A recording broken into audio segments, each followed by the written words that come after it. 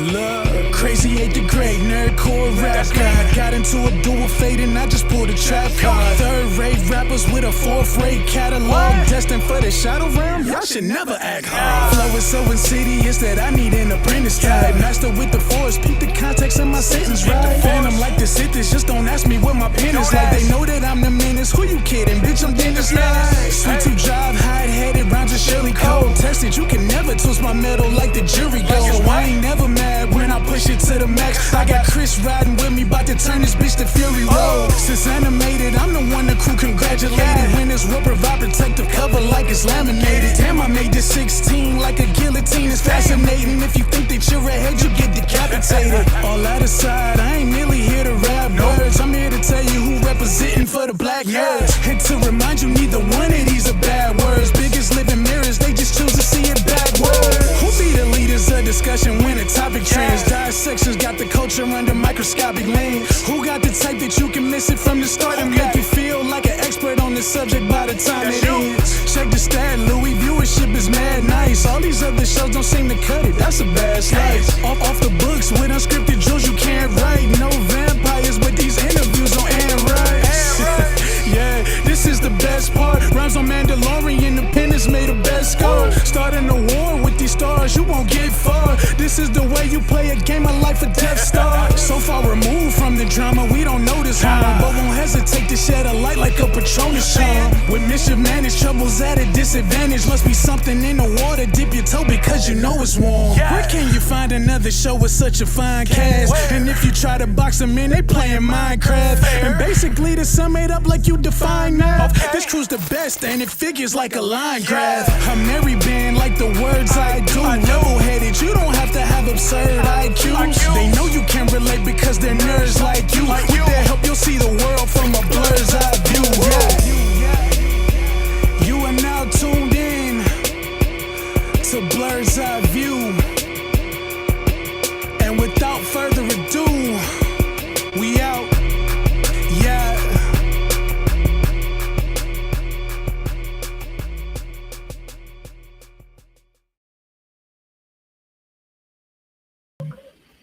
Welcome to another episode of Blerd's Eye View. I am your captain of the ship, man on the wall, Chris Fury. Thank you for tuning in.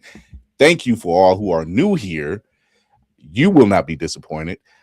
This is Blerd's Eye View, where we talk about nerd entertainment from a blur's point of view and entertainment and everything in between.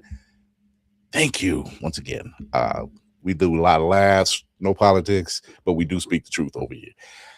We are live Tuesdays and Thursdays, 8 p.m. Eastern on YouTube and Twitch. You can also catch past episodes on Always Press Record TV. That's APR TV on your Roku and Amazon Fire devices. That read is out the way. I hope you are either staying warm or cooling off, depending, because now we've just had a second meteor pass over Ohio. We've had one pass over Houston, Texas, and one over in California. Yay, life. With that being said, bringing in my brother from the other side of the spectrum, Navy Montel. What's going on, man? What's going on, big man? What's up with you and stuff? It is. I had to get my chai tea together, and all I could think is 6 to 12. Oh, Lord. Back and forth. If y'all watch Saturday Night Live and y'all know Leslie Jones, who's actually quite hilarious, doing her tea and Emma Thompson slapping the tea out of her hand because she wasn't doing it properly. What's going on, man?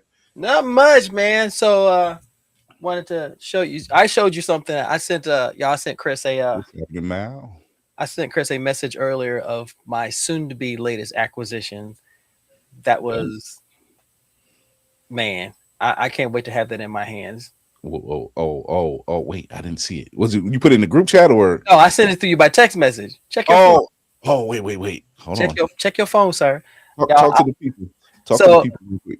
So as I, y'all know I love comics. I'm a huge comic fan, just like Chris. Comics were part of comics were part of what brought us to the Blerd Street in the first place, Blerd Boulevard. That is a sexy cover. Oh my God. Right. Oh my God. That is an NYCC exclusive.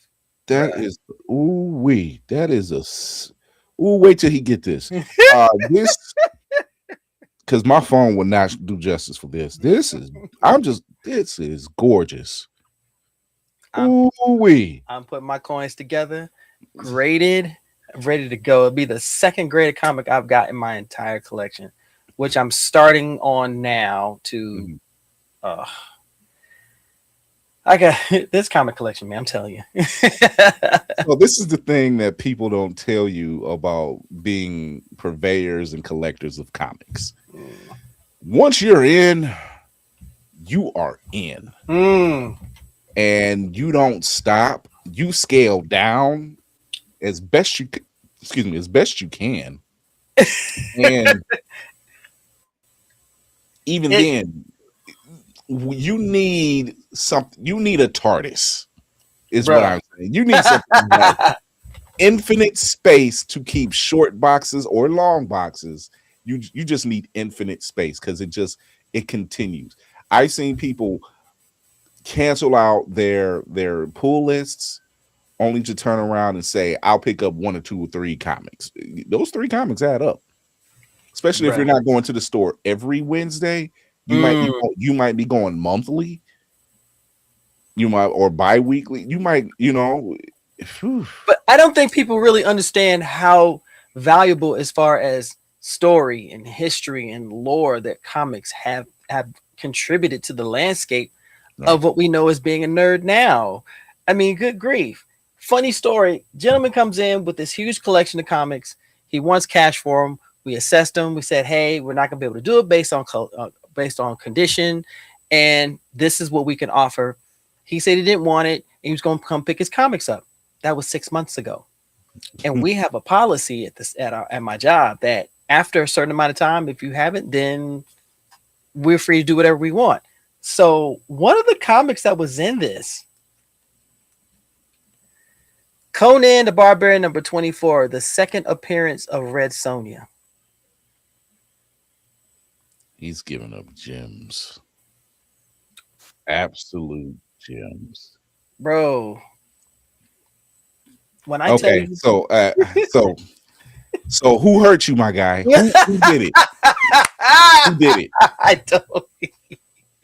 Did he or she give an ultimatum? That's what I need to know. Because I don't understand. Now, mind you, you and I, we understand Lady Mandalore, Black Spartan. We understand how significant comics are.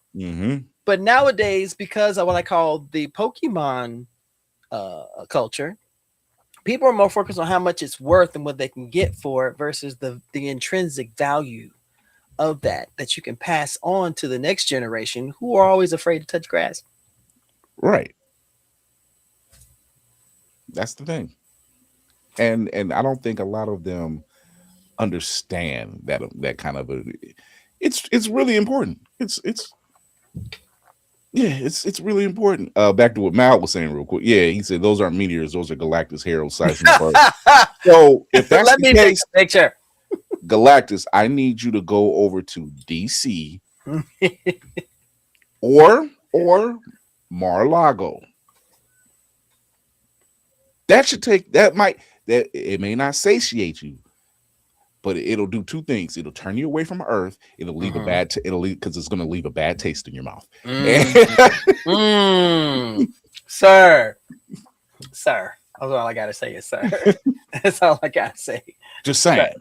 I'm testing out this mutant power of speaking existence. I'm testing this power out. Go there. See, I'm planning ahead. Just please do us a favor. Go over there. Go over there. I don't like that. I don't like it. When that way a herald comes back, he's like, "What about Earth, my lord?" I don't like that. You know how them toddlers get them something to taste, and I don't like that. Yeah, they eat them carrots and peas. Yeah. So Mal, you're right though. And I this is how I learned to read. Comics and Schoolhouse Rock were the main ways that brought me to this beautiful lexicon. Steve Ditko, Jack Kirby. Oh my gosh, the list goes on and on and on of these gents who caught my eye. The level of, and I'm speaking as a Black Panther fan, to read Jungle Action. I just got a shiver, bro. And those two-page spreads, the art.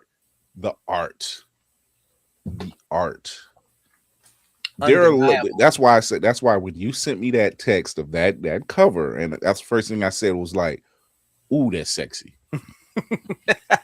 That art is gorgeous. I can appreciate really good art, whether it's in the cover or the interior of a comic book. And when you have the Alex Rosses that's running out here, you know, the Ryan Otleys, you know, that's out here doing the work, you know, the Daniel Warren Johnsons. Thank you.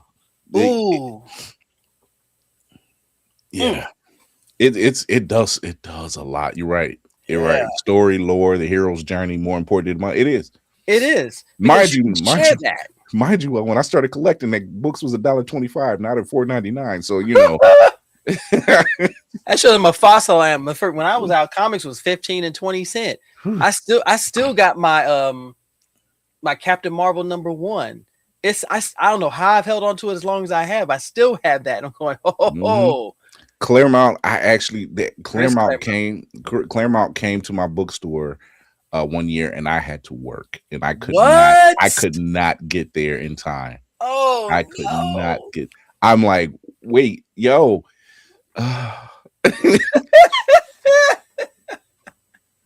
But I have managed to meet some notable artists and writers, and my God, just to be. I need to repost one that I did at. I think it was called Wizard World. Then it might have been Wizard World. What year? No. It was it Wizard World or was it? Depends on what year it was. It might have been. I'm trying to think of the year. It might have been 20. If it was 2020, it's Fan Expo. It's Wizard World. I'm sorry. It's Fan. If it's 2020, it's Fan Expo. 2020 was called Wizard World. Shortly after that, it's Fan Expo. It switched hands like maybe a year or two later. Oh, okay. Yeah, there were a few that were still calling themselves Wizard World. I didn't think that was one of them. Yeah, it was at said time when everything shut down, it was Wizard World. And then after that, like when the world opened back up, it was called Fan Expo. But yeah, it's when I say sitting in the presence of legends, like I told the guy who was doing my camera work, I said, we're not cutting any of this. I'm going to repost that. I said, we're not cutting any of this out, because when I say he came out from around, I'm not even saying who it is. When he came out from around his booth, hold us in suspense. I say, okay. He came out from around his booth and sat on the table like old school Brat Pack with the leather jacket and the shades. What? And sat there and told this story with such passion and fervor. I said, yo, this is gold. I don't need to interview nobody else today. That was the gold mine right there. That just did it for me right there. Word. So Fan Expo. So Wizard World magazine folded a few years prior to COVID. It was 2017, I believe. Yeah. The last issue was 2017, and they still had the namesake, so they still had a lot of conventions. So that's where that came from, and then like they kind of changed hands a little bit because there was still a lot of key members still involved, and. Yeah, see, like Tafari saying, he said even MegaCon is legally called Fan Expo Orlando. It's kind of a thing. I've always known it as MegaCon. I don't know. I guess, but then again, my knowledge of conventions started to grow as I started going to them. Glad you enjoyed this quest board. Hey, sweetheart, what's going on? That is an amazing lady. I'm looking forward to seeing her again soon. So it's conventions is a thing. It's passionate. I don't know how this year is going to look for a lot of them since airlines are taking a hit. But bro, they make it a rule. If I can drive to it, I'll go. If I can't, I'm not. I'm seriously considering not going to San Diego this year either. It's when Demetrius told us the price tag, and I'm like, for how much? and that was last year. God, no, thank you. No, I can just imagine. I'm like CJ from 3 Black Geeks. I'm like CJ. He said I couldn't spend that kind of money and then be comfortable at the convention, because then I'm just like, now I'm pocket watching myself so tough that it's going to hurt. It's going to hurt. But we're doing that now, though. We're literally doing that now. Like yo, what the deuce? Oh, did you see that post about the theft? There's a what theft? Where? What? So I've got let me go. I took a picture of it because I was going to talk about this later. So you know that conventions have always been a safe space. You know, you come, you pay your badge, pay for your badge, and you're amongst other people. Now, if you have the money to spend, you spend it. If you don't, that's cool, because there's enough swag out there that you can pick up and still come away from the weekend with a good amount of money or a good amount of stuff, right? Right. So Escape the Vault, who is on Instagram, found this video of these 2 people. I don't know what kind it is. I'm not sure what kind it is. I want to find out. The booth has a camera on the stock, and these 2 are caught on camera stealing from the booth. Not something small. Statues. Y'all, if y'all know anything about the statues like Kotobukiya and anything like that, they're life size. They're actually really sized statues that are very detailed. They're beautiful, whether they're resin or they're plastic or whatever. And these are held in high regard. They can also be pricey too. We sell them at my job. So imagine someone going into a booth and not only looking, but they have an empty bag. Them and their friend are colluding, and they slip one of the statues into a bag, grab another one, and walk out. Y'all, this generation is COOKED exclamation point. How do you go to some place to enjoy yourself and you still have the audacity to steal from a business that's trying to make it? Right. That's sick. That's wild. It hurts. That is wild. It pisses me off. You mean to tell me if you that broke, don't go. Don't go. That is pre-planned. You knew what you wanted to do.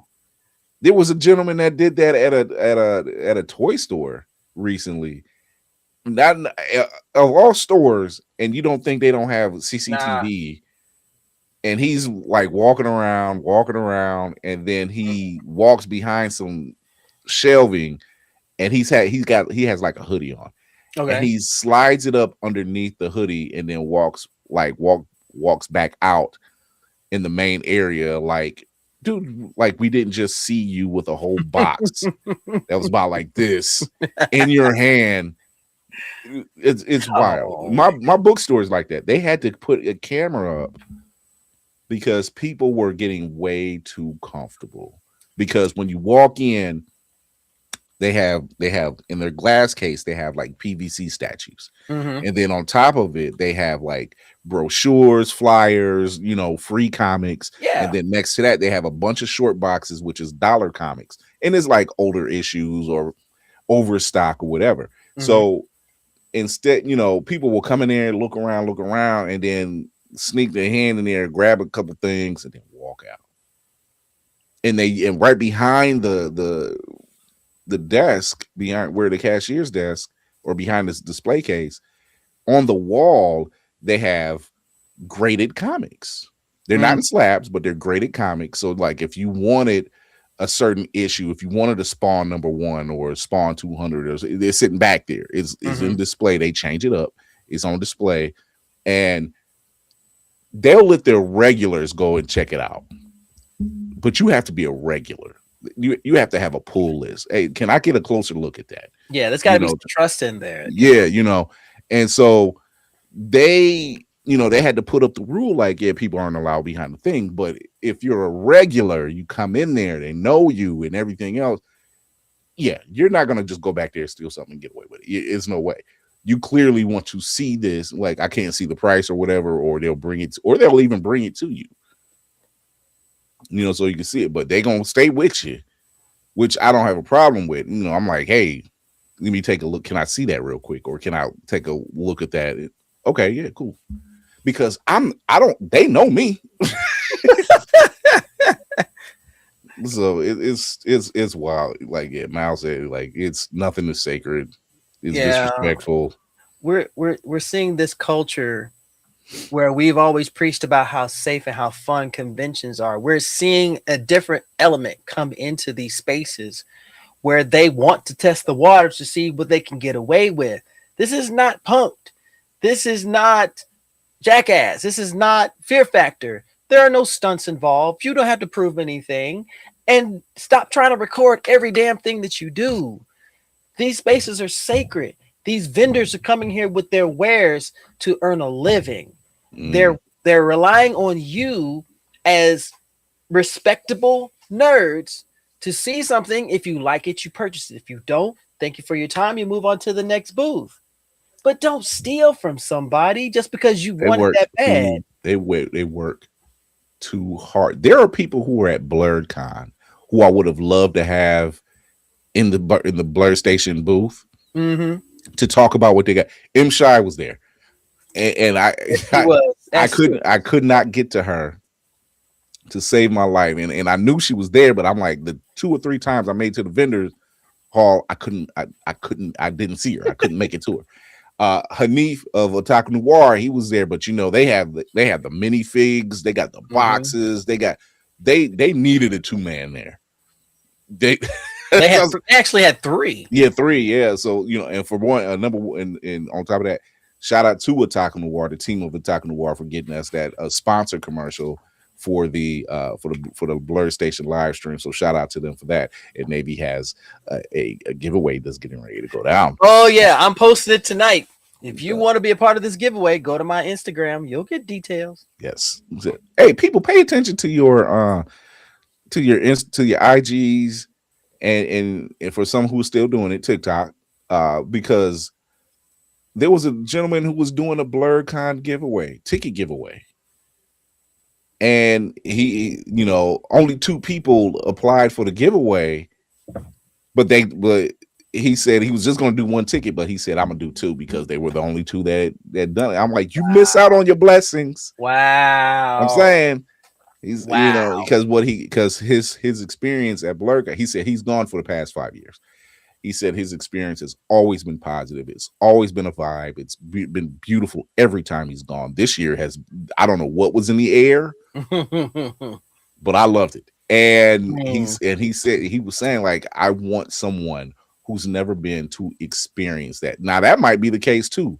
It might be a lot of people who's like, oh, I already got my VIPs, or I got whatever. It was like, I just booked my hotel yesterday, so I'm geared up and ready. So it's stuff like that, and I said, "Well, pay attention. Go find it. Pay attention." So I agree with you. You miss out on your blessings. Mind you, I don't stay on social media like a lot of people do, but every once in a while, you'll see someone say, "Hey, I want to." Speaking of blessing, what up, dude? So every once in a while, you'll see somebody do something like that. And it's a wonderful thing. Again, it's a gesture for the community to just take part, because somebody wants you to enjoy the same experience and energy that they experienced. Right. And it's not just Blerd. Mind you, I've never been to DreamCon, and I may have my opinions, but what I hear from everyone who goes is they enjoyed themselves. Yeah. Curated space. This is what it's all about. Are there going to be idiots that come up in there like them little goofy little hoochies who stole from that convention? Oh, absolutely. Whoa! Now, don't put a bad name on hoochies. They provided for the community. Well, I will spell it HEUTCHI, hoochie. There we go, hoochie. Because when I sounded like Chocolate Gideon for a second there. For Black Dynamite, I sell drugs to the community.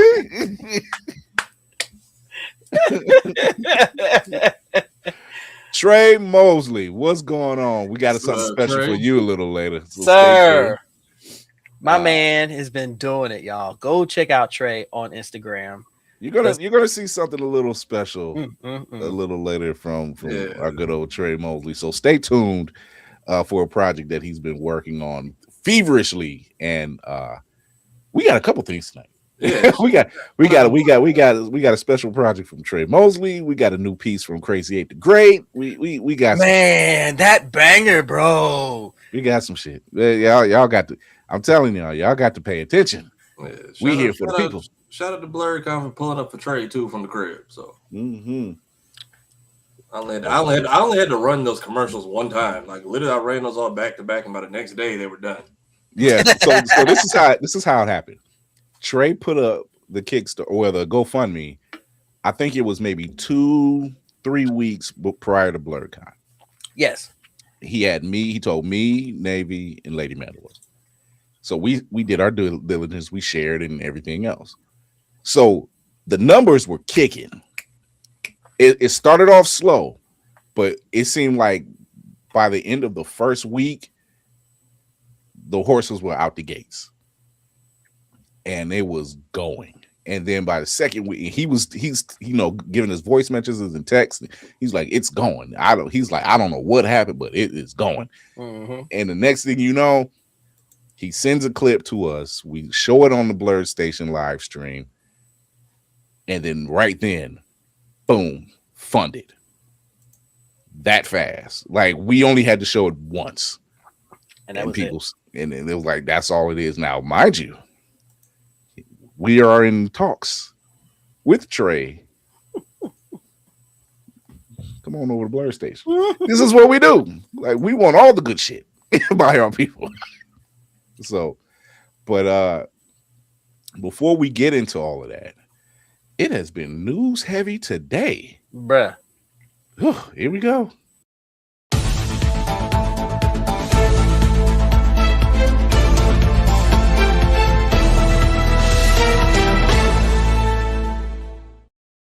So first off, who's that? There she is. Big by Hearts in the building, right on time. Okay, yeah. You know I'm always happy when I see you because we barely see you because you're one of the hardest working folks in that area of the country. Man. So I wish I was working hard on what I love rather than working hard for the man. Hey, look, we all there. Before I do the news, it is shocking when I see some of my favorite creatives, and it was like, I'm at work right now, but I'm like, wait, wait. You got a 9? That's not right. You got a 9 to 5. And then I think about it, I'm like, damn, I got a 9 to 5. Shit. Yeah. But first up on the news cycle, Wonder Man got a season 2. I saw that. Let's go. I saw that. I want to post it later. I saw that. Wonder Man has a season 2. It was just announced last night by Dustin Daniel Cretton, who was best known for Shang-Chi, and Andrew Guest. Damn. I have a theory about that and Ironheart. I think they want Ironheart to be limited series because they have other plans for her in future projects. Similar to how WandaVision was one season, boom, done. So I'm thinking like, oh, you're not done with the character. We're just this is what's been going on with her between Wakanda Forever and then this time, and then when you see her again, she's gonna be in something else. So I have a question about that because the fact that they brought in Mephisto, I thought that they was hoping that they would do another season. Yeah, Mephisto's going to be a part of the either Secret Wars or the other one. Most likely Secret Wars, I'm thinking. Possibly. So yeah, that's why I'm like, I'm not worried because she was getting just as much juice as Wonder Man was. So I'm like, yeah, it's not. I don't think they planned on it. And if they do plan on the second season, they haven't said anything yet. Because let's face it, this year we are eating. Yeah. And this we month weren't right even, now. this month alone. Mm-hmm. This month alone, because Frank is back with his special in May. Oh, oh, I missed this announcement. Yo, I wow. missed this one. Oh They man. are Right around the not corner too. literally because Daredevil premieres tomorrow, and I'm just like, No, it premieres today. Today, I This think. is It's damn It today. premieres Ray today. said the 20. The I see Ray 24th swear, they said the today. 25th. You know what? It's the dating. It was saying it was a post saying, hey, this is where you can watch it and when you can watch it. And I'm like, and yeah, that's why that joint drops at I think like right after we get done with the show. Oh, they doing late night. Probably. Late. So ain't no screwing around tonight. That's all I got. That part. Yeah, yeah. So it's Well, there is, but yeah, no. Yeah, outside that is. I do want that poster. I'm not gonna hold you. I want that poster. That's the cool that poster spoke a little bit. Okay. Yeah. Wait, which one? This one. Yeah, Punisher One Last Kill. That's a hell of a poster. That's a hell of a. Man, there's so much cathartic. Yeah, there's something going on in that right there. If you think Frank is if you think this is Frank's last kill, you are sorely mistaken. It's gonna be somebody's one last kill. It certainly ain't his. Certainly not his. Oh my god. So yeah, it's been a day. It is. I like that a character who has no superpowers, only his ability, and what drives him to do it is one of the most popular characters in all of Marvel. Mm-hmm. I love it. And I would say popular characters of all, not just Marvel, because his Insignion reaches culturally. Yeah, and that's true. That is to the point that even the creator of Punisher, and Punisher himself, if you would like to say that, has stated, "Oh no, we don't fuck with them." You missing the whole message. They will be the first one in sight. What are you talking about? That's a fact. Say less on that one. That's a fact. No, we don't fuck with them. Even law enforcement is saying like we're gonna award it. I'm like, the whole purpose of the skull is because y'all can't do what he does. Or you're not supposed to, but that's another time. Right. So it's definitely going to be a vibe for that. Also in a very interesting type of way of doing promotion, Spider-Man Brand New Day. Amazing Fantasies is going to fly off the freaking shelves now because they did the classic pose in the movie. Mm-hmm. You already know this. So we are in March. We're going into April. We got Daredevil, pretty much Daredevil at the end of March. So you just say it's going straight into April. So we just claiming that right now. We have Invincible currently running right now. Mm-hmm. So we got Invincible now. We have Daredevil starting tonight, going into April. You got Frank in May. Isn't The Boys coming out in The Boys. April? Yeah.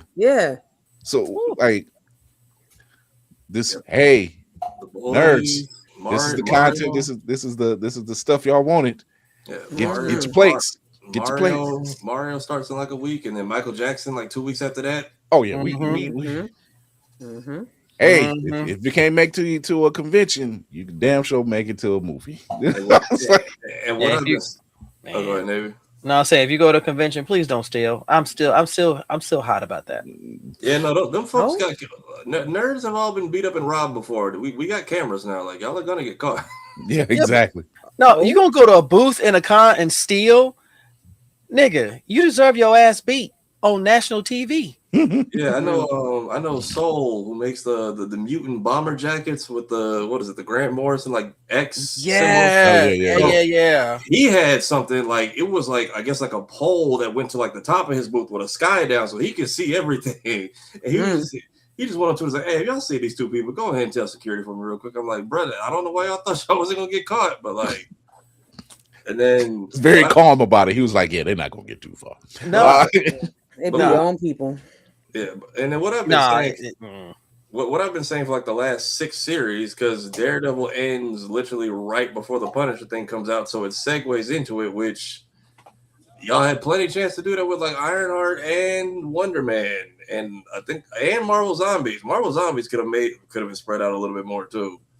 I didn't need it. Yeah, it should have been more episodes of Marvel Zombies. Mm-hmm. That was a lot of trauma. A lot of trauma. Let that finale drop on Halloween weekend. That would have been the perfect timing.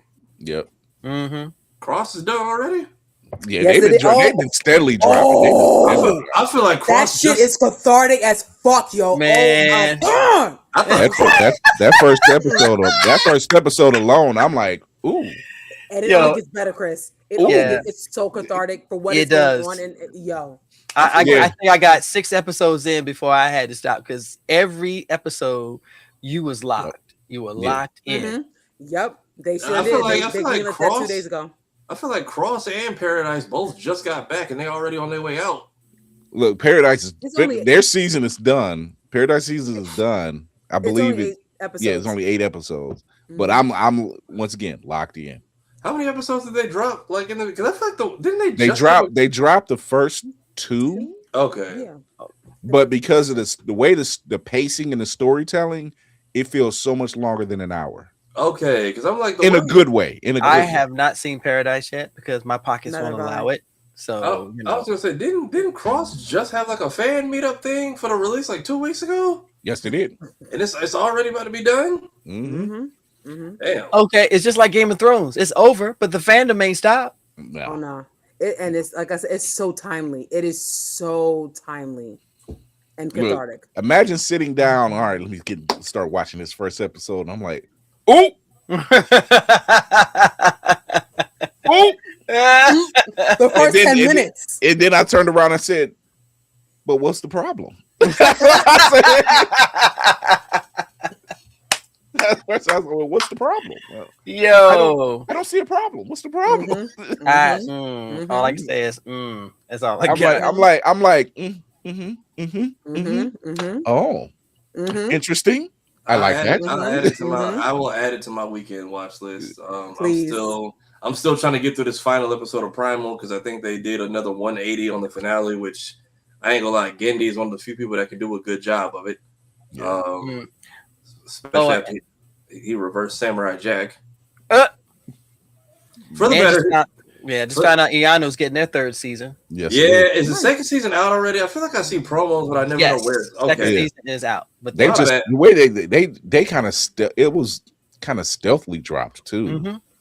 Mm-hmm. So, and that's how Roy does it. That's how Roy likes to do it. He's never been because it went from teasers of the 2nd season to 2nd season drop. I'm like, wait, hold on, when did okay? Let me That's what I was like, and then I was like, I missed the 2nd season and a movie. What and a 3rd? I'm happy for it because I mean they bringing back all the heavy hitters. They got Steven Universe and regular show spinning the block. So yeah, but since we got all that great stuff, and before we go to commercial break, we are going to look at the Spider-Man trailer right now.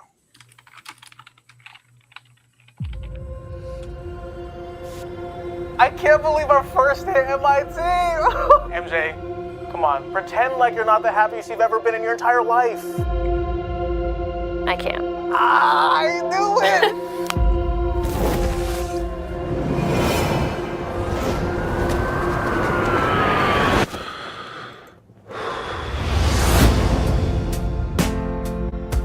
Hi, my name is Peter Parker.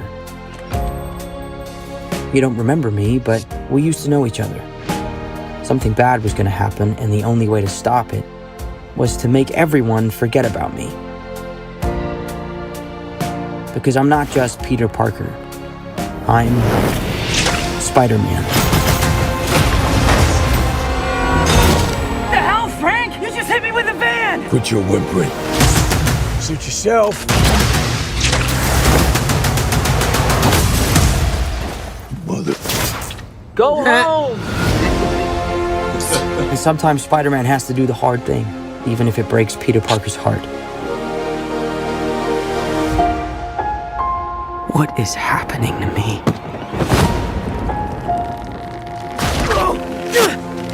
Oh, God.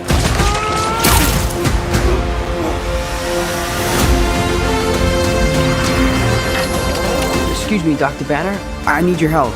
What did you say your name was? If DNA is mutating, it would be enormously dangerous. Spiders have 3 life cycles. When between cycles, it can leave the spider vulnerable to threats. We are faced with a danger that we can't control. One we can't even see. Stay out of my way. You're losing it, kid. And for those spiders who make it through, it amounts to a kind of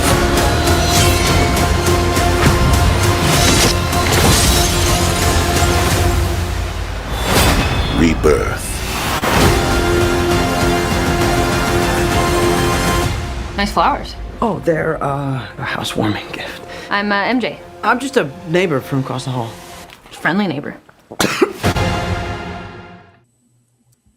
I got theories. Yeah. I got thoughts, but we're going to do that later in the show. But because we're talking about Brand New Day and Invincible. But damn. Damn, it's a lot going on in there. In this trailer. It's a lot that's going on right now. I think that's the first appearance of Tarantula. It is in any feature film. First appearance of Tarantula. It is Tarantula. There's the actual appearance of Scorpion in suit. Finally, that part right there. The hand and the hand on big screen. There's theories about that's Keith David. That is no mistaking that one. That's Keith David all day. But the consciousness jumping from body to body, that's the one I have been really. Yeah, what is that about? And why is Frank either chasing and or assisting whatever is going on there? Maybe it'll be a spillover from his own Punisher. One last kill. And that's what I'm saying. Frank, are we setting up a teenage, not teenage, but don't do it. A PG-13 Frank, because like he's all depressed and scruff in his special. I'm saying so he's all scruffy in his special and in Daredevil, but then when we see him in this trailer, they've had some back and forth over the years where they're giving each other banter while aiming guns at each other. Like the fact that he's telling him go home and all this goofy stuff and calling him kid. Tom recently said like it's one of his favorite team ups because they kind of have like a little brother, big brother relationship in the movie. And somebody's like, your brother is offing people. I don't know how friendly y'all can make that, but all right. So we don't talk about that one now. I'll be honest. We don't talk about that Daredevil. We don't talk about any of that. I don't expect her to come. Hey, Michael Clark Duncan did decent as Kingpin. Though. No, there was never no shade. There was never any shade towards Michael Clark Duncan's portrayal as Kingpin. It was just race swap. There was no shade towards Ben Affleck's costume as Daredevil. It's actually really fire though. It actually really is a good looking costume for its time. What's up, Lady Mandalore? Kira. Damn, taught me hi. Yeah, I'm guessing the hand is probably. I wouldn't be surprised if it's something like. There you go. If it's, I wouldn't be surprised if this is something like the Spider-Man PS4 game where the hand or Mr. Negative is funding all this because we finally get Scorpion in the suit. I'm guessing all those other people we saw are going to be like who he's been fighting over the years. And I ain't gonna lie, the shot from inside the mask is also crazy. Props on that. That's a really good shot. That's a really good shot. Very. Can't argue that. Yeah. It's such a simple shot, but yet it's conveying a lot. There's a lot of layers. What he's going to, especially what he's going to. All that. What the people are talking about? Yes, depression. This is such Spider-Man. I'm kind of like, yay. I don't know. I have never seen so many people be happy about Spider-Man's worst fears happening, and it's just like we're happy. Can the man have one good day? One. Nah. So Bama says he would like to see him and DD work together, and I'm like, there's a shot in there that is eerily like extremely open in the lower left-hand corner, and I'm just like, they're like other people could fit. Yeah. Other people could fit, and it's also people are saying like when he's fighting the Hand in the prison, what if it's kind of like Spider-Man 2, where Kraven kind of had all the villains just locked away like in his own private jail as like a fighting. So like a fighting ring, right? Or it's either like that or a dream sequence, and then Fight Club. Basically Fight Club, but it's like, oh no, like Peter's unmasked. But I'm like, but yeah, Peter unmasked right now is like the equivalent of Lex Luthor in Flash's body. It's like I have his identity. I don't know who this kid is. Yeah, I have no idea who this kid is. Yeah. Like literally, it's Peter Parker. Cool. You have no living friends or relatives. There's nothing I can do. I can maybe put some like debt in his name. That's about it. He can do that on his own. So it gives vibes of Civil War from the comics when Peter revealed his identity during the whole thing with the Registration Act. It's like okay, except now no one knows who the he is. I just don't want to see black. I just don't want to see Black Suit Peter. Black Suit Quiet Peter. Well, something happened with his eyes, so yeah. I mean, and then what was that about? If you saw when he opened the web too, one of his arms was black. Yeah, like, his DNA. His DNA. I have a thought about that one. It's one or two things. That's either a nightmare sequence, or if we are getting Man Spider, I'm saying it's possibly a nightmare sequence. Because I'm like, oh yes, I said that's a bold move, Cotton. Let's see if it works out for you. Go ahead, Reverend. No, I was just thinking because the part where he is wrapped up in a web cocoon, and then he falls out. But the scene before he falls out, there was been a blackout moment because, like I said, there's three cycles to a spider's life, and there's one point where they will cocoon themselves because they're going through a change. So I think that's an instinctive thing that he's doing and not realizing he's doing it until he gains consciousness again and he falls out of there. So there's a little more going through this in meets the eye. And just that little scene alone, I'm like, are we getting organic web shooters again? Yeah, because he doesn't have he doesn't have his web shooters in a lot of those shots. He's just he has organic webs with straight skin.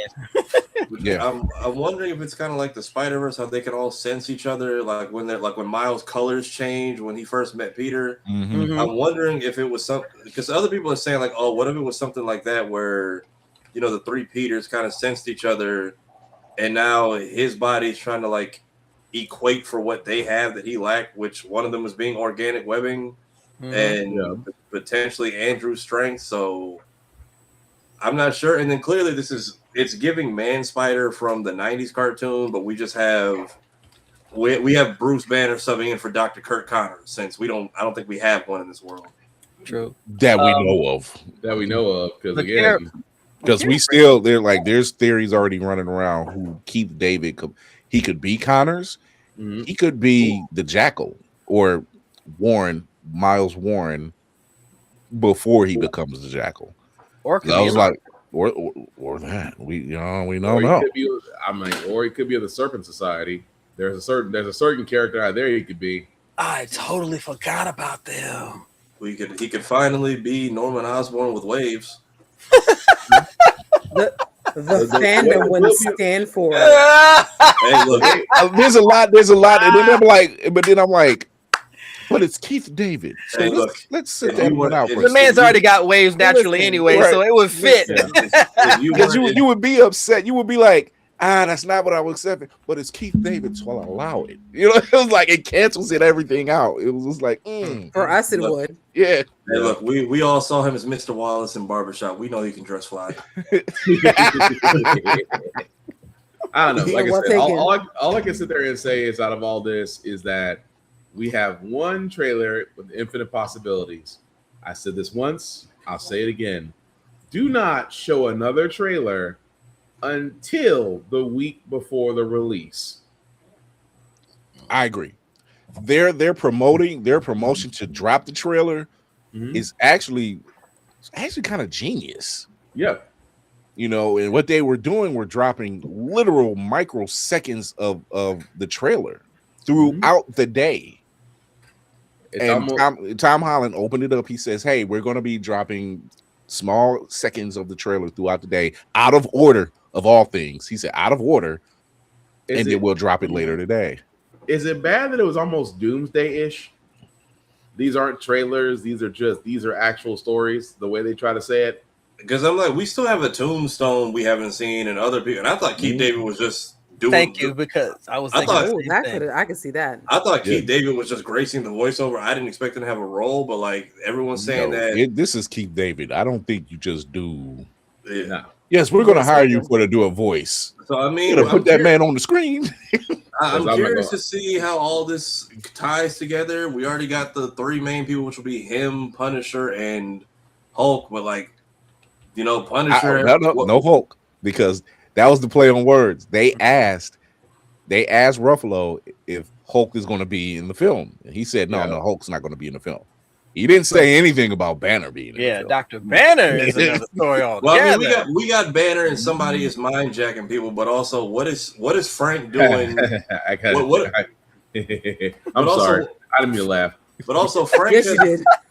But also Frank, up until this point, has been handling street level crimes and street level shit. So what are you doing chasing a tank with powered people in it into this facility? Like, this is already out of your wheelhouse and weird. So Frank's involvement in this is already interesting.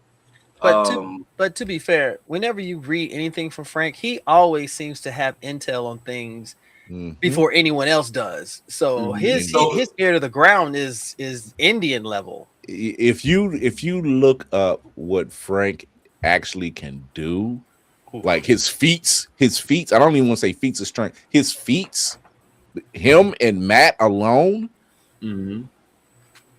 People say Matt Murdock has superpowers. I'm like, no, hey Jojo, Matt doesn't so much have superpowers. Matt just has. He don't have any quit.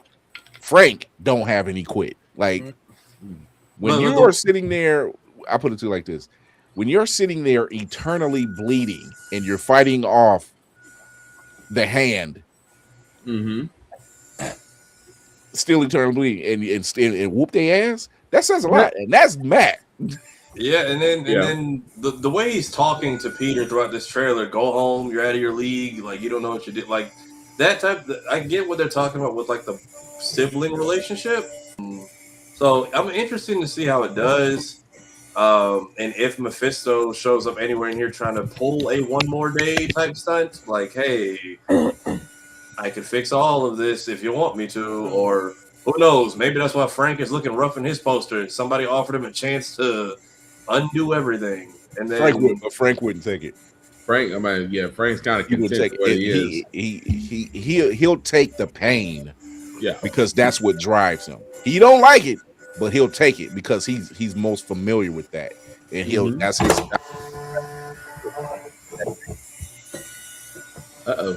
In the water. Vacuum. Try again, Kevin. I said Frank takes the pain. Gotcha. There you go. There. I don't know why I dropped somebody vacuuming their house. I was gonna say, is there a printer going off behind you? Sorry, I thought was somebody doing taxes? She's shredding documents. Nah, that's tomorrow. She was using a fan. My fault. And I'll say the other funny discourse I see coming from this film. The other comic level discourse, which is actually hilarious, I see coming from this film is MJ's new boyfriend, and everyone's like, I'm all for MJ moving on, but I swear to God, if that motherfucker's name is Paul, I swear to God. You know it's gonna be Paul. I don't even read as a collective unit, it's gonna be Paul. I don't read Spider-Man books, but I swear to God, I will film my theater audibly just to hear everyone groan if that dude's name is Paul. Look, I just have a gut feeling. If that is Paul, I swear to God, somebody's gonna be in the theater and be like, This bitch. I guarantee you that there's going to be a loud, audible sigh from multiple people, and I want to catch it on camera when it is voiced. Nice. Before we go to commercial, I'm gonna make this statement. When Infinity War happened and T'Challa dusted, yep, the amount of hell no that was through my theater. Hell no, we just got him. That part. And literally somebody said they couldn't give us nigga heaven for 6 months. Yo. And I was just like, okay, I don't know about it. But we're going to take a quick break. We'll be right back. And during this break, you're going to see a new drop from Crazy 8 the Great, Stronger. Banger. Banger. Right back. Until then, stay tuned for more fun.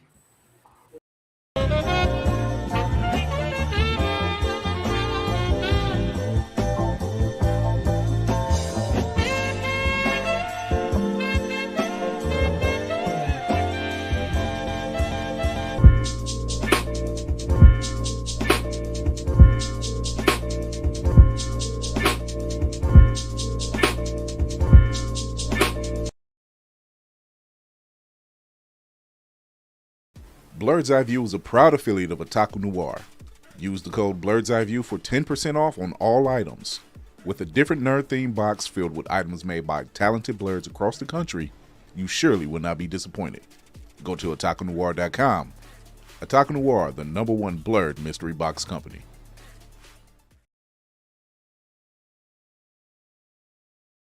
Record a couple of tracks, do a couple of concerts, drink a couple of monsters. I'm becoming a monster. Working strenuous hours, God give me the power. Any minute I'll tower, maybe give me an hour. When you looking at me, tell me what do you see? Do you see my potential and everything I can be? I know it's hard to believe, but now my bet ain't on me. I'm becoming everything they said I never could be. That made me stronger. That only made me stronger. Even when they label me a monster, that only made me stronger. My name is 8, and I represent all the 9 to 5ers. The ones who work despite struggling and are now survivors. All the providers who figure it out without the guidance. Got problems the size of kaiju and fight with proud defiance. Built an alliance with Davis that had to kill Goliaths. Proud as a lion, got scars and scrapes, but it's still a triumph. Faith has altered my DNA, that's a different science. To pay the bills, the skills are sharpened and steel and iron. When I was younger, used to hide all the pain cause it made me small. But now my hunger has burst to the cage and it made me strong. I got my number, when I land these lines I ain't taking calls. And now I wonder how I look to the people that did me wrong. Develop thicker skin to take the ridicule, cause I realized any hate for me is minuscule. Crazy 8 the Great, you gotta give it to him, cause when they call you great you gotta live up to it. When you looking at me, tell me what do you see? Do you see my potential and everything I can be? I know it's hard to believe, but now my bet ain't on me. I'm becoming everything they said I never could be. That made me stronger. That only made me stronger. Even when they label me a monster, that only made me stronger. Clung this vision for years to get overlooked, man, this shit isn't fair. Stuck in a pit of despair, no pep in your step, you can't get up the stairs. Let's get your future in gear, give me your excuses and give me your fears. Give me your bruises and give me your tears. Don't wanna feel useless, then give me your ears. I'm burdening your soul a bit, better is coming once you get a hold of it. Get on your shoulder shit, that monster's inside you, just don't lose control of it. Cause soon as you do, it's a habit and gives them a reason to view you inadequate. Treating you more like a project, and once they view you an object, they want you inanimate. And I ain't telling no lies, sitting on a gold mine, been inside this whole time. Either way it's go time, we ain't finna go down inches from the goal line. They say that knowledge is wealth, so learn how to function without any help. Limit how often you listen to doubt, cause doubt is a limit you put on yourself. Quit overthinking, yeah I know I'm tired. Girl of my dreams, gotta fight alongside her. Purpose getting clearer, spirit is inspired. When I'm looking in the mirror, I won't ever see a liar. When you looking at me, tell me what do you see? Do you see my potential and everything I can be? I know it's hard to believe, but now I'm betting on me. I'm becoming everything they said I never could be. That made me stronger. That only made me stronger. Even when they label me a monster, that only made me stronger.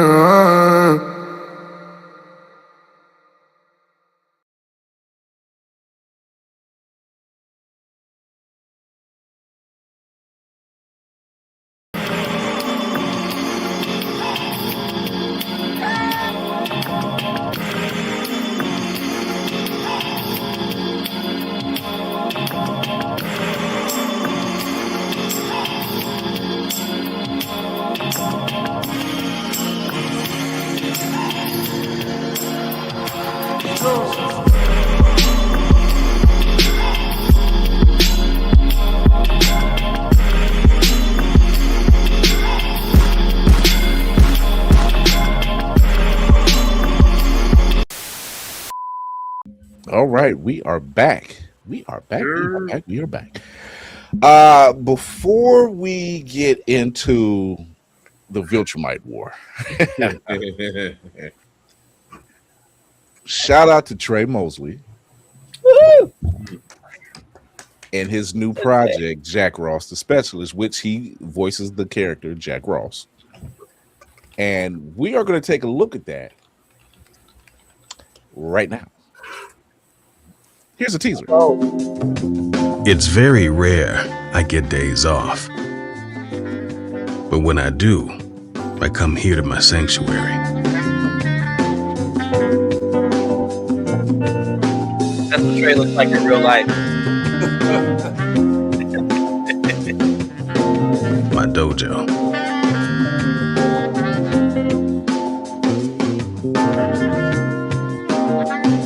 Even when I don't have a job, I'm working. Working on the things that make me the best at what I do. Working to ensure that I'm at my most physical peak.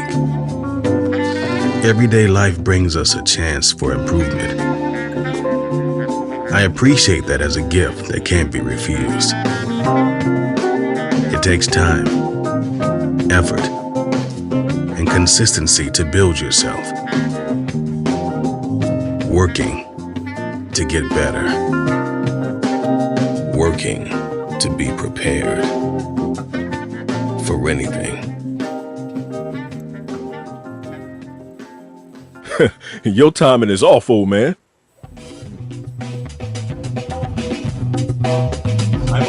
I was in here 5 minutes before you noticed me. Whatever makes you feel good at night.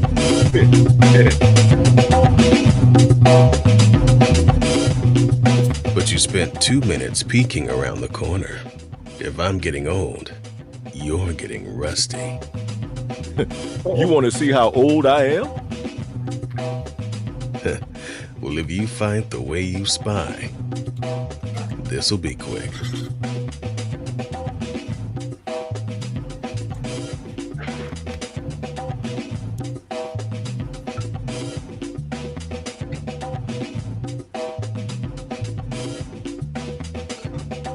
You've been saved by the bell once more, Gramps. Whatever makes you feel good at night, kid. As much as it pains me to end this bromance, you've got a mission. Patch it in here. Gotcha.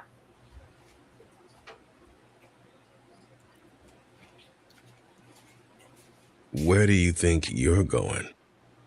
You got business. Stay. I'm making waffles. Some nice brotherly love. Since when can you cook anything that wasn't killed in the swamp? This is pretty touching. You still here? Oh, I'm everywhere. Everywhere. I'm everywhere. Whatever. If you two are done with it, here's the message. This is Silas Timmons, a child prodigy in science and self-made billionaire. Once known as a party boy, he was on every tabloid worldwide. He's been off the grid for the past 15 years developing new technologies for the arms game, operating near the Falklands. Every attempt to take him head-on has been thwarted, and with great cost. This guy is becoming a major player. He doesn't stay in one place for long, and disappears, even on his own island. This will be a manhunt on a harsh environment. So what do you think, old man? Oh? Huh? Oh? Give me everything there is to know. Oh, that's We're the out of beat. here in less Okay. than 72. You sure about that? You're coming with me. Holy field We trip, hope that's the Batman. beat. Do I need to fill out a permission slip too? We're all terrible. Get my intel, kid. Ross out. It got our attention. Definitely got to do. I want to see what this waffles taste like, to be honest. Welcome to the Echelon. The office, as we call it. We're not all killers. We have hackers, scientists, mechanics,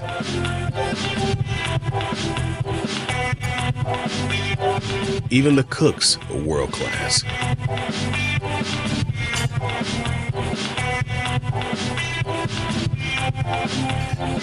That's LeBaron Smalls. He's my eyes, my ears, you name it. There isn't a mainframe in the world he can't crack. In his old days, he was known as Spike. He was part of an anonymous faction of hackers until someone got info on his family. I was called in, but it was too late. I managed to save him, and only him. He had nowhere to go. He's a good kid, a bit of a smartass, but I wouldn't trade him for the world.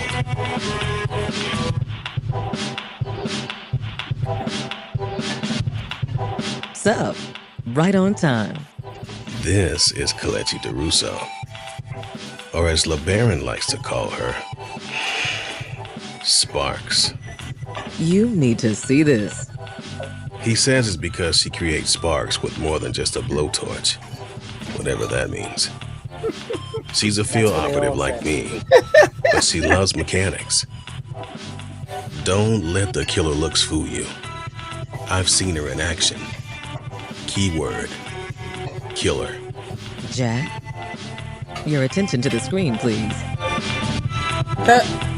These EMPs are all over the island. If there's a threat with a hint of electronics, he can wipe it out all with the push of a button. That will limit our use of technology and communications. But I'm working on some things that can get you in and out real good. I expect nothing less. You two are talking about the mission, right? What else is there? Good answer. How much time do you need to develop these new toys? 3 days. Why don't you two just get it on already? Why don't you give me some more intel so we can get started? Someone needs to really get laid. That beat tells me he did. Right. There's no pause in that one. Let's go. First time I heard it. That's first a Bravo right there.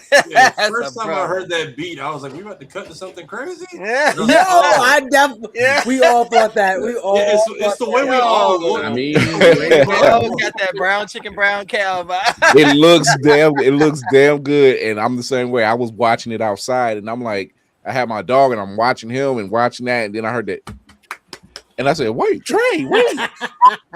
Oh, it's the beat. It's the beat. Right, the beat, yeah. Man, I'm so glad that we are all on the same accord. What's up, just sweet there? What Our up, man, man? Crazy 8 the greatest in the building. Hey, brother that's coming out with stronger. That's stronger. What's up, man? You have yet to fail me, my friend. Man, little brother, you throwing out banger after banger, man. I'm telling you, how do you have any oxygen left after you be throwing out those lyrics, sir? Let's go. Listen to Ultra Instinct. That was a couple of years ago. Right. And that's still that's still that was the cut that said, "Oh, he the truth. He the truth." So man, no. Shout out to Trey Mosley. That looks really dope. That's just a teaser. That was just a little teaser. you'll be getting more soon. y'all investments have not gone to waste. You see what happens when you fund the things within the community. Mm-hmm. Jay Sweet Tree Gray, girl, let me tell you, I've got more people asking me about you and what you can make than a little bit. Okay, let's go. Yeah, see, yeah. Yeah, look, they said that song was tight. You made a fan today. You never know. Hey, Trey, if you need somebody on the soundtrack, 8 is the one to go to. Let's go. That part. Yo, can you imagine 8 doing a intro song for this? I can. Yo. So there needs to be conversation between you two titans of creation. We're working. Blerd Station is working. Just believe me when I say, ooh wee. Yeah, that was a solid snippet though.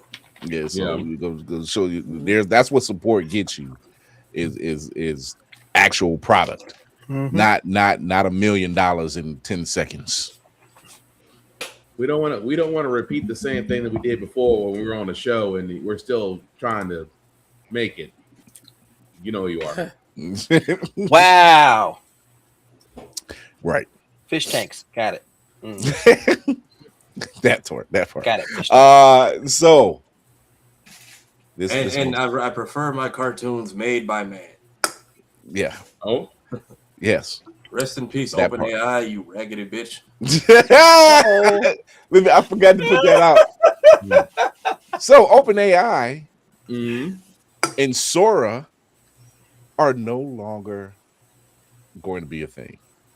It's almost Disney, who had $1 billion investment into OpenAI, said, "Gotcha, bitch," and and backed out the deals. Did you really think we will allow you to take our stuff and do whatever you want to it? Now go ahead and shut them damn data centers down. Give everybody back that godforsaken water and bring them RAM prices back down to normal. I can't believe that is such a bullshit thing that they are imparting. And where's my game at? Welcome to the bubble. Look, we said the bubble. It was a bubble. There's only one Sora now, fuckers. There can only be one. Y'all are looking at my Keyblades in Texas. Wait a minute. But it's yeah. Geek Bar Heart got you back. She got hers at the ready. There you go. Yeah. The Oblivion is the perfect Keyblade for this situation. It was only a matter of time. In the words of B movie, I prefer my cartoons made by man. No, so the light at the end of the tunnel was starting to show on that end. So Trey, y'all Kickstarter still active or y'all done? Like, do we need to put the link back up or? I think it's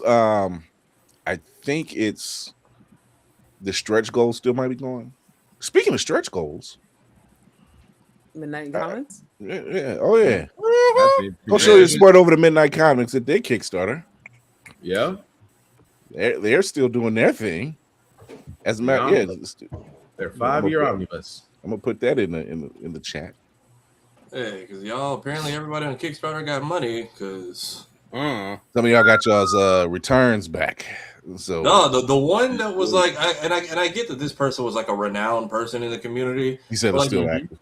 Okay, so I'll put that in there with the clip too. Yeah, the one person I'm blanking on the name who got like, I think they asked for like $25,000 and they got like funded in 15 minutes to go on live or some crazy. And folks are still throwing money at.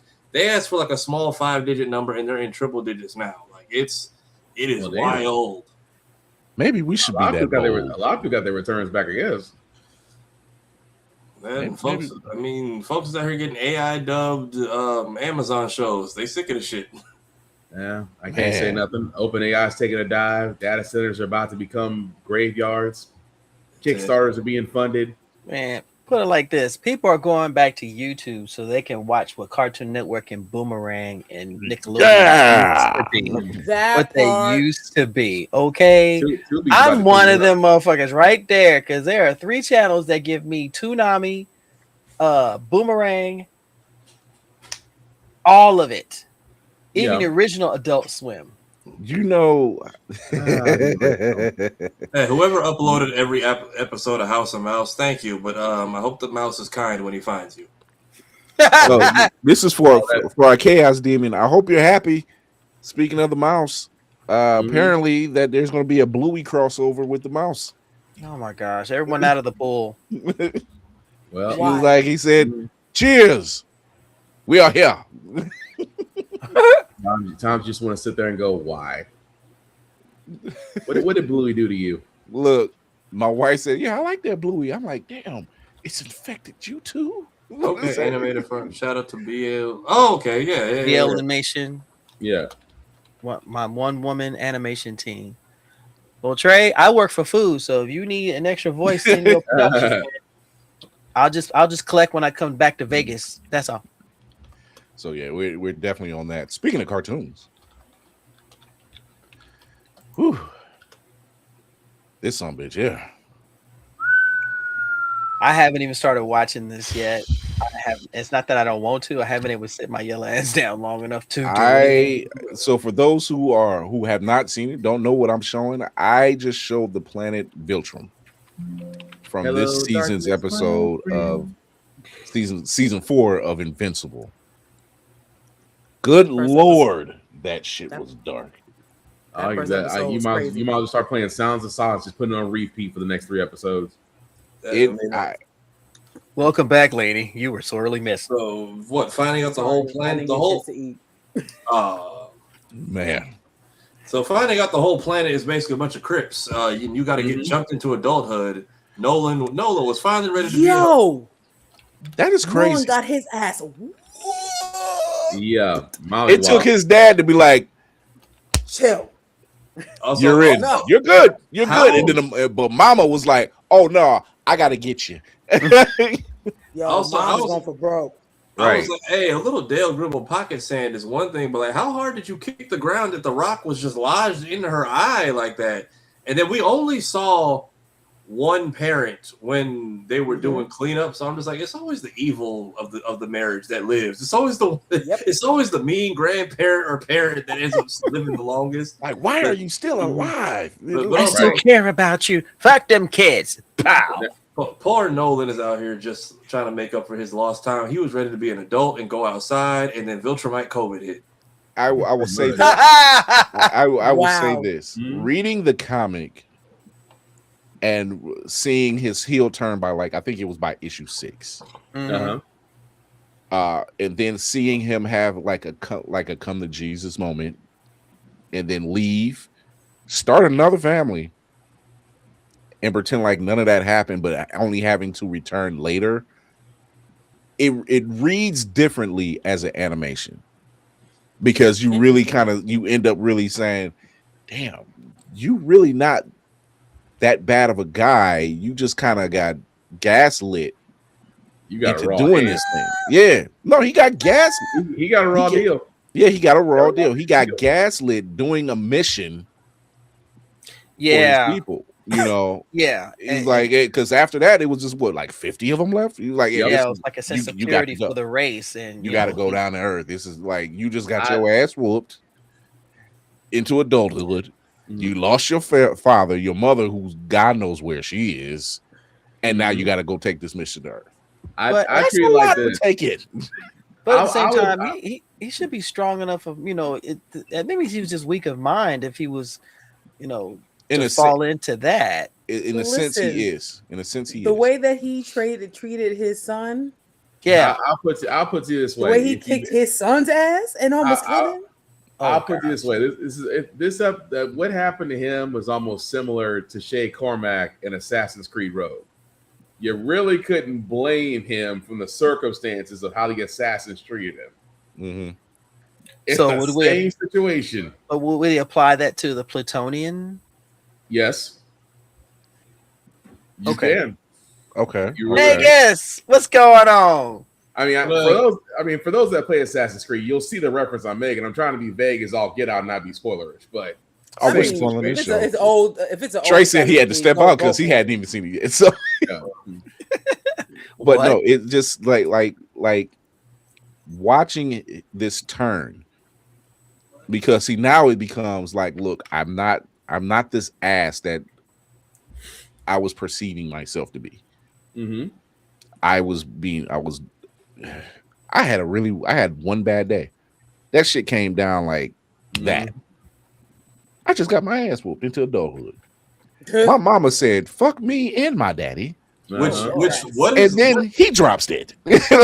What is the pairing situation like on Viltrum? Do y'all just like lose a raffle? Is it rock, paper, scissors, and who bears the baby? Because like, what do you mean you never want to see either of them again, but you managed to show up just for this day? And then I'm thinking the purge is what did it to him, only to find out like y'all over here to tell a group of 5-year-olds, like a group of Gohans after his dad dies, like in the forest with like a bunch of Gohans with Piccolos for a year.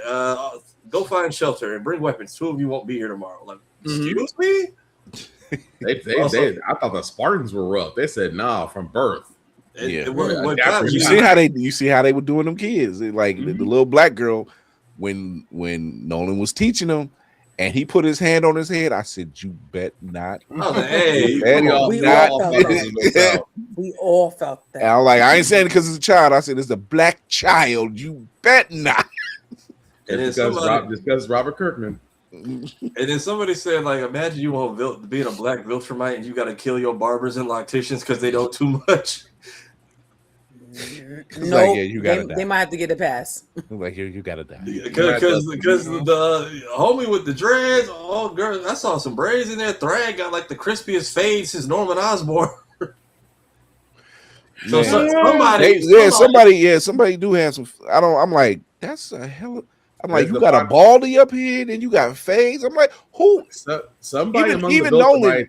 Even Nolan, he was like, he gets down to earth. He's like, I need somebody to keep this trimmed up because this gray on the sides, as I'm locking that in right now. Well let's be honest. Somebody among the Viltrumites has secured their footing with cosmetology. Yeah, because the brother had the locks, and I'm like, yo, this is who is the barber? Like, he has to be the most untouched person on the planet. Like, he's essential. They had to jump him in. Like, you had to get jumped in. He was deemed an essential worker during the plague. Dang. But yeah, the scourge, the virus thing. Finding out Optimus Prime poisoned the planet. Right. I will say though that the storyline that they are running, what is it? Is it 8 episodes for Invincible? I think it's 8. It's 8. Yep. If they had went, let's just say 12 episodes.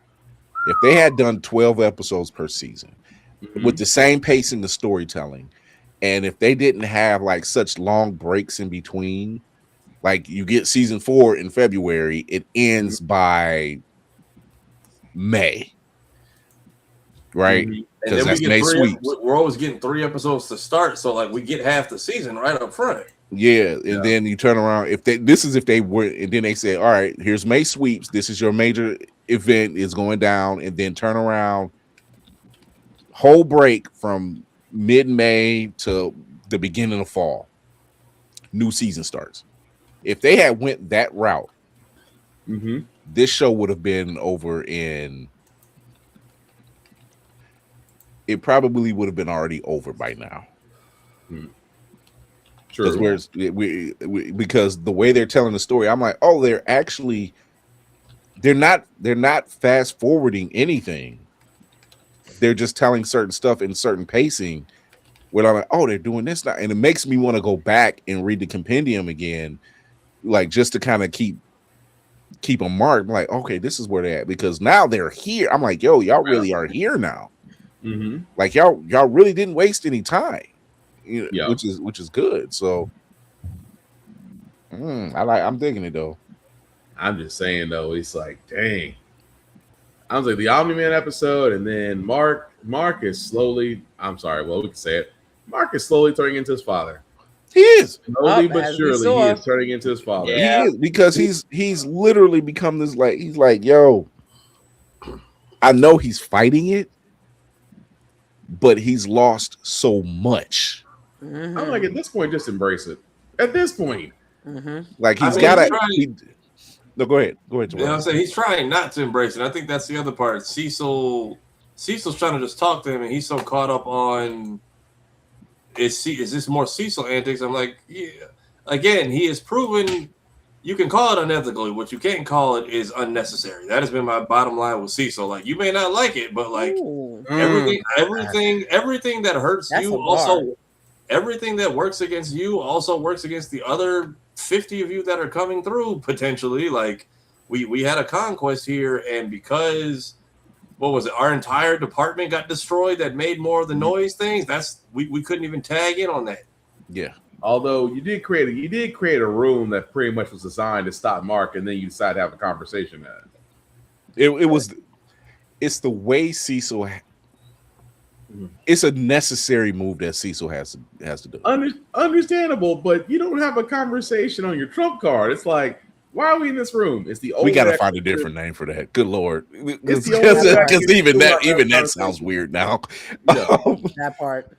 But why does this room exist? And you use the bodies of former Viltrumites?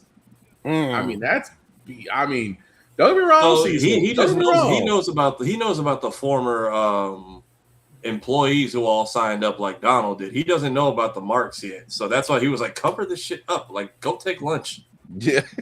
Say what? There's so when they killed all those Mark clones that came from season. last season. Which I said the smart thing to do is go claim them corpses and do something with them. Why you didn't sound right, but okay. Right. You know what I mean. Go claim the corpses and make your Marvel zombies out of them or whatever you're gonna do. And sure enough, that's exactly what he got to doing, which I'm like, good job.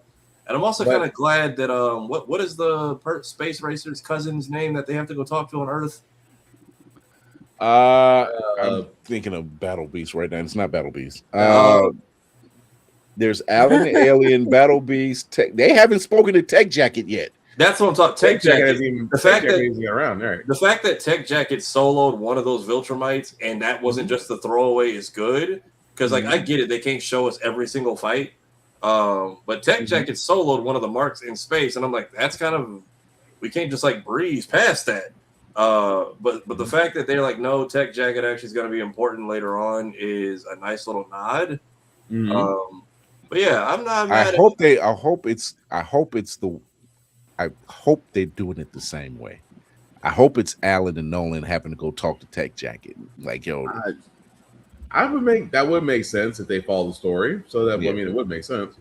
But also, like, Cecil's only mistake, like, start giving these niggas weapons. Like, I get it, folks got powers, but like, Duplicate can only kick so much. What did you expect that to do against some of these people y'all are throwing her up against? Like, hands can only handle so much. Niggas need guns. Like, look, I think the most effective out of that first wave of that team of the Guardians of the Globe was Rexplode.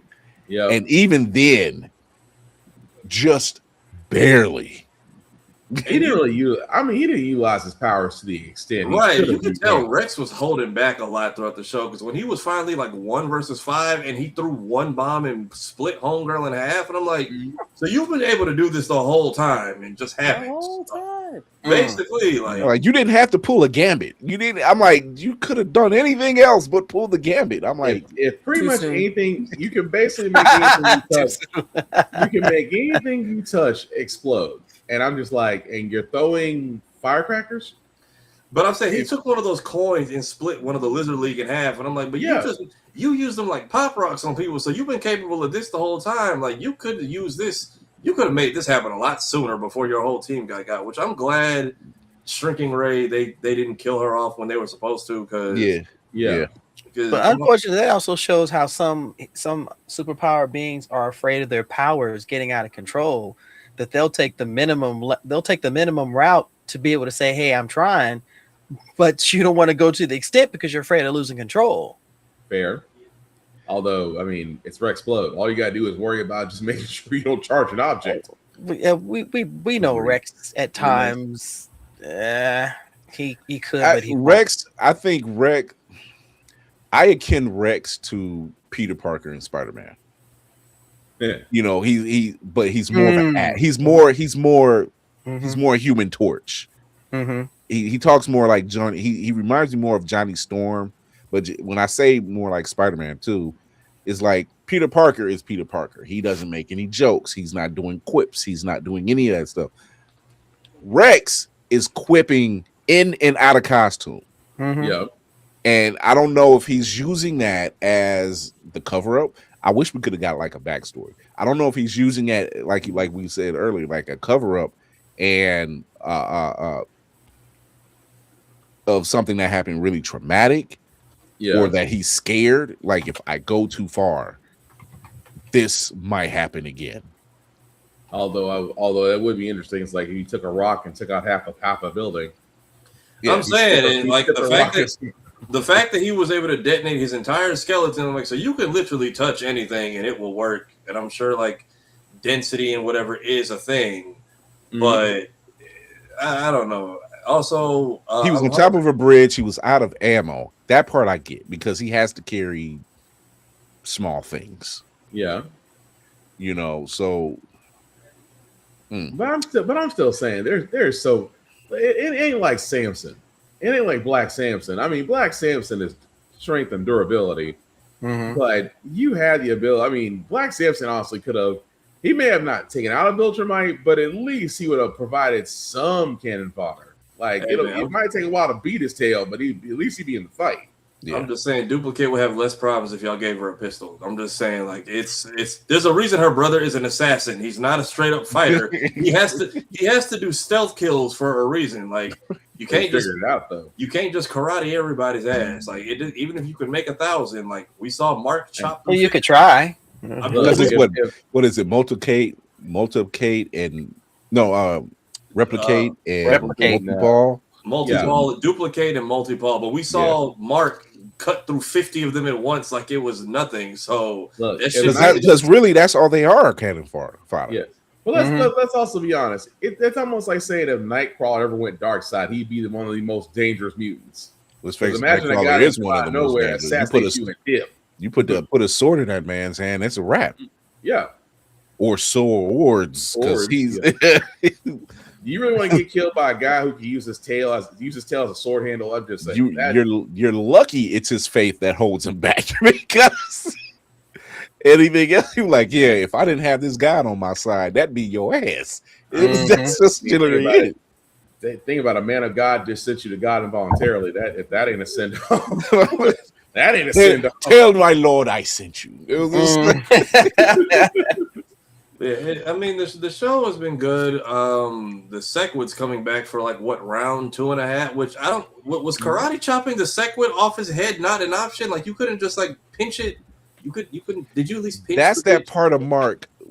You got to think when that was happening, he lost so much. He's still healing, number one, right? And then he lost so much because he felt like I've been holding a part of myself back.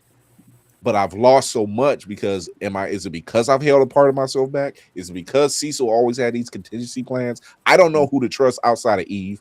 My mom's okay, but I got to worry about Eve. I got to worry about my mom. I got to worry about Oliver. And then I've gotten tons and tons of people killed. The public doesn't trust me. This is an issue. How long can I wait? And then the piece de resistance. All the man said was literally 5 words. This man said 5 words, and yeah, that's all he needed. That's his dad. That was straight up. That was an Omni-Man moment. His dad fights for the Empire. Yeah, Mark fights for his loved ones. Different moral code, but now still that the same determination. Now that we know the goal of the Empire, y'all are like the average white man. There are so many other things y'all could be doing to fix your problem, and instead y'all go take it out on everyone else. Like population is your problem, and y'all do everything except fix that. I can't help it. Y'all fight a lot for people that just need to be fucking instead. Like, I don't get much going on. So much going on. Like the fact that they got Alan says like, so y'all just needed to bang your way across the galaxy. Basically, he's like, that's not how I put it. But I'm like, but that's what. Also, kind of fixes the whole thing. 2 people can't repopulate the Earth. There's 50 of them, and they already said we'll be inbred by like a generation or 2 if we keep it up. Y'all motherfuckers got to spread out. That's just spread out. I mean, do like Nolan and mix in with the locals. That's it. We don't need. Nolan's got to take a step too far. Personally, that man became a rolling galactic stone. I mean, he's found 2 planets so far, but I'm just like, y'all didn't think to send another person there to just maybe like blend in and do the same trick? Like it's literally ego from Guardians of the Galaxy. That's what I'm like. This is to all these different worlds, but your mother, right? It's like I've seen so many races. Like, dang, dude, you just flat out telling me before my mom you just parlaying across the galaxy, really? Like, I don't. Like, how was your entire goal to repopulate your planet? And you carry out that mission by scaring the holes galactically. Like, make it make sense. Shut up. It seems like it really does seem like the only person or the only individual that can really take a punishment and dish it back out to a Viltrumite is Alan. Yep. Like every time he goes through a brutal battle with a Viltrumite, let him stay down for about a week. He come back, he bigger, he's strong, he more dense, he's stronger. He's like, I can't explain it, but here I am. Alan basically gets a Zenkai boost, and then apparently unlimited stamina because my God, the entire trip in the ship in episode 2? Yeah. Only to find out there were other rooms you could be sleeping in the entire time. Yeah, even the person, I can't remember his name right now, who's running who leads the like their resistance. It's Peter Cullen's voice though when he rips off the beard, and I'm like, ooh, I know you a Viltrumite, but dude. Apparently they have a name for that, and he's like, before you ask me to do it again, just please know I did this for Alan already, and I just grew it back. Please. But yeah, and then very well. I'm like, you need some aftershave, my guy. You need some, some tea tree oil to kind of soothe that. I mean, some astringent. Just some witch hazel. Get that black castor oil. Keep it smooth. Ooh. And then the entire crew there in space with is basically the Enterprise and like Captain Kirk in the gang. Yeah. So it's the Viltrumite War is coming, and that's if the rest of these heroes on Earth and in space don't get the ones in space seem to get their shit together. They're just like, we got to get our team together. Yeah.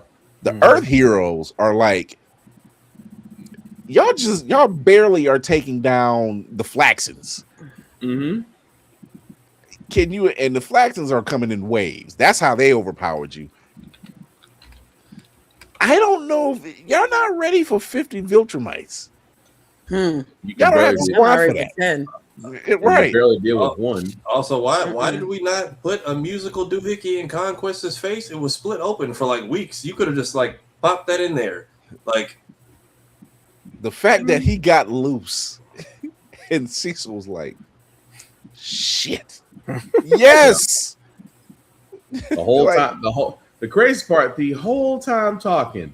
So really the whole time talking, and all of a sudden he's like, oh. All right. He's like, he didn't kill me. I think he was more ticked off of the fact that why am I still alive? Right. Also, the fact that we saw him lose an arm to those reptile things in one of those flashbacks, which blocking out the whole sun because they're cold-blooded is crazy work. Right. Also, why did we unblock the sun? You could have just moved the ice blocks. What was the somebody makes too much sense. Right. Well, they had dumbass.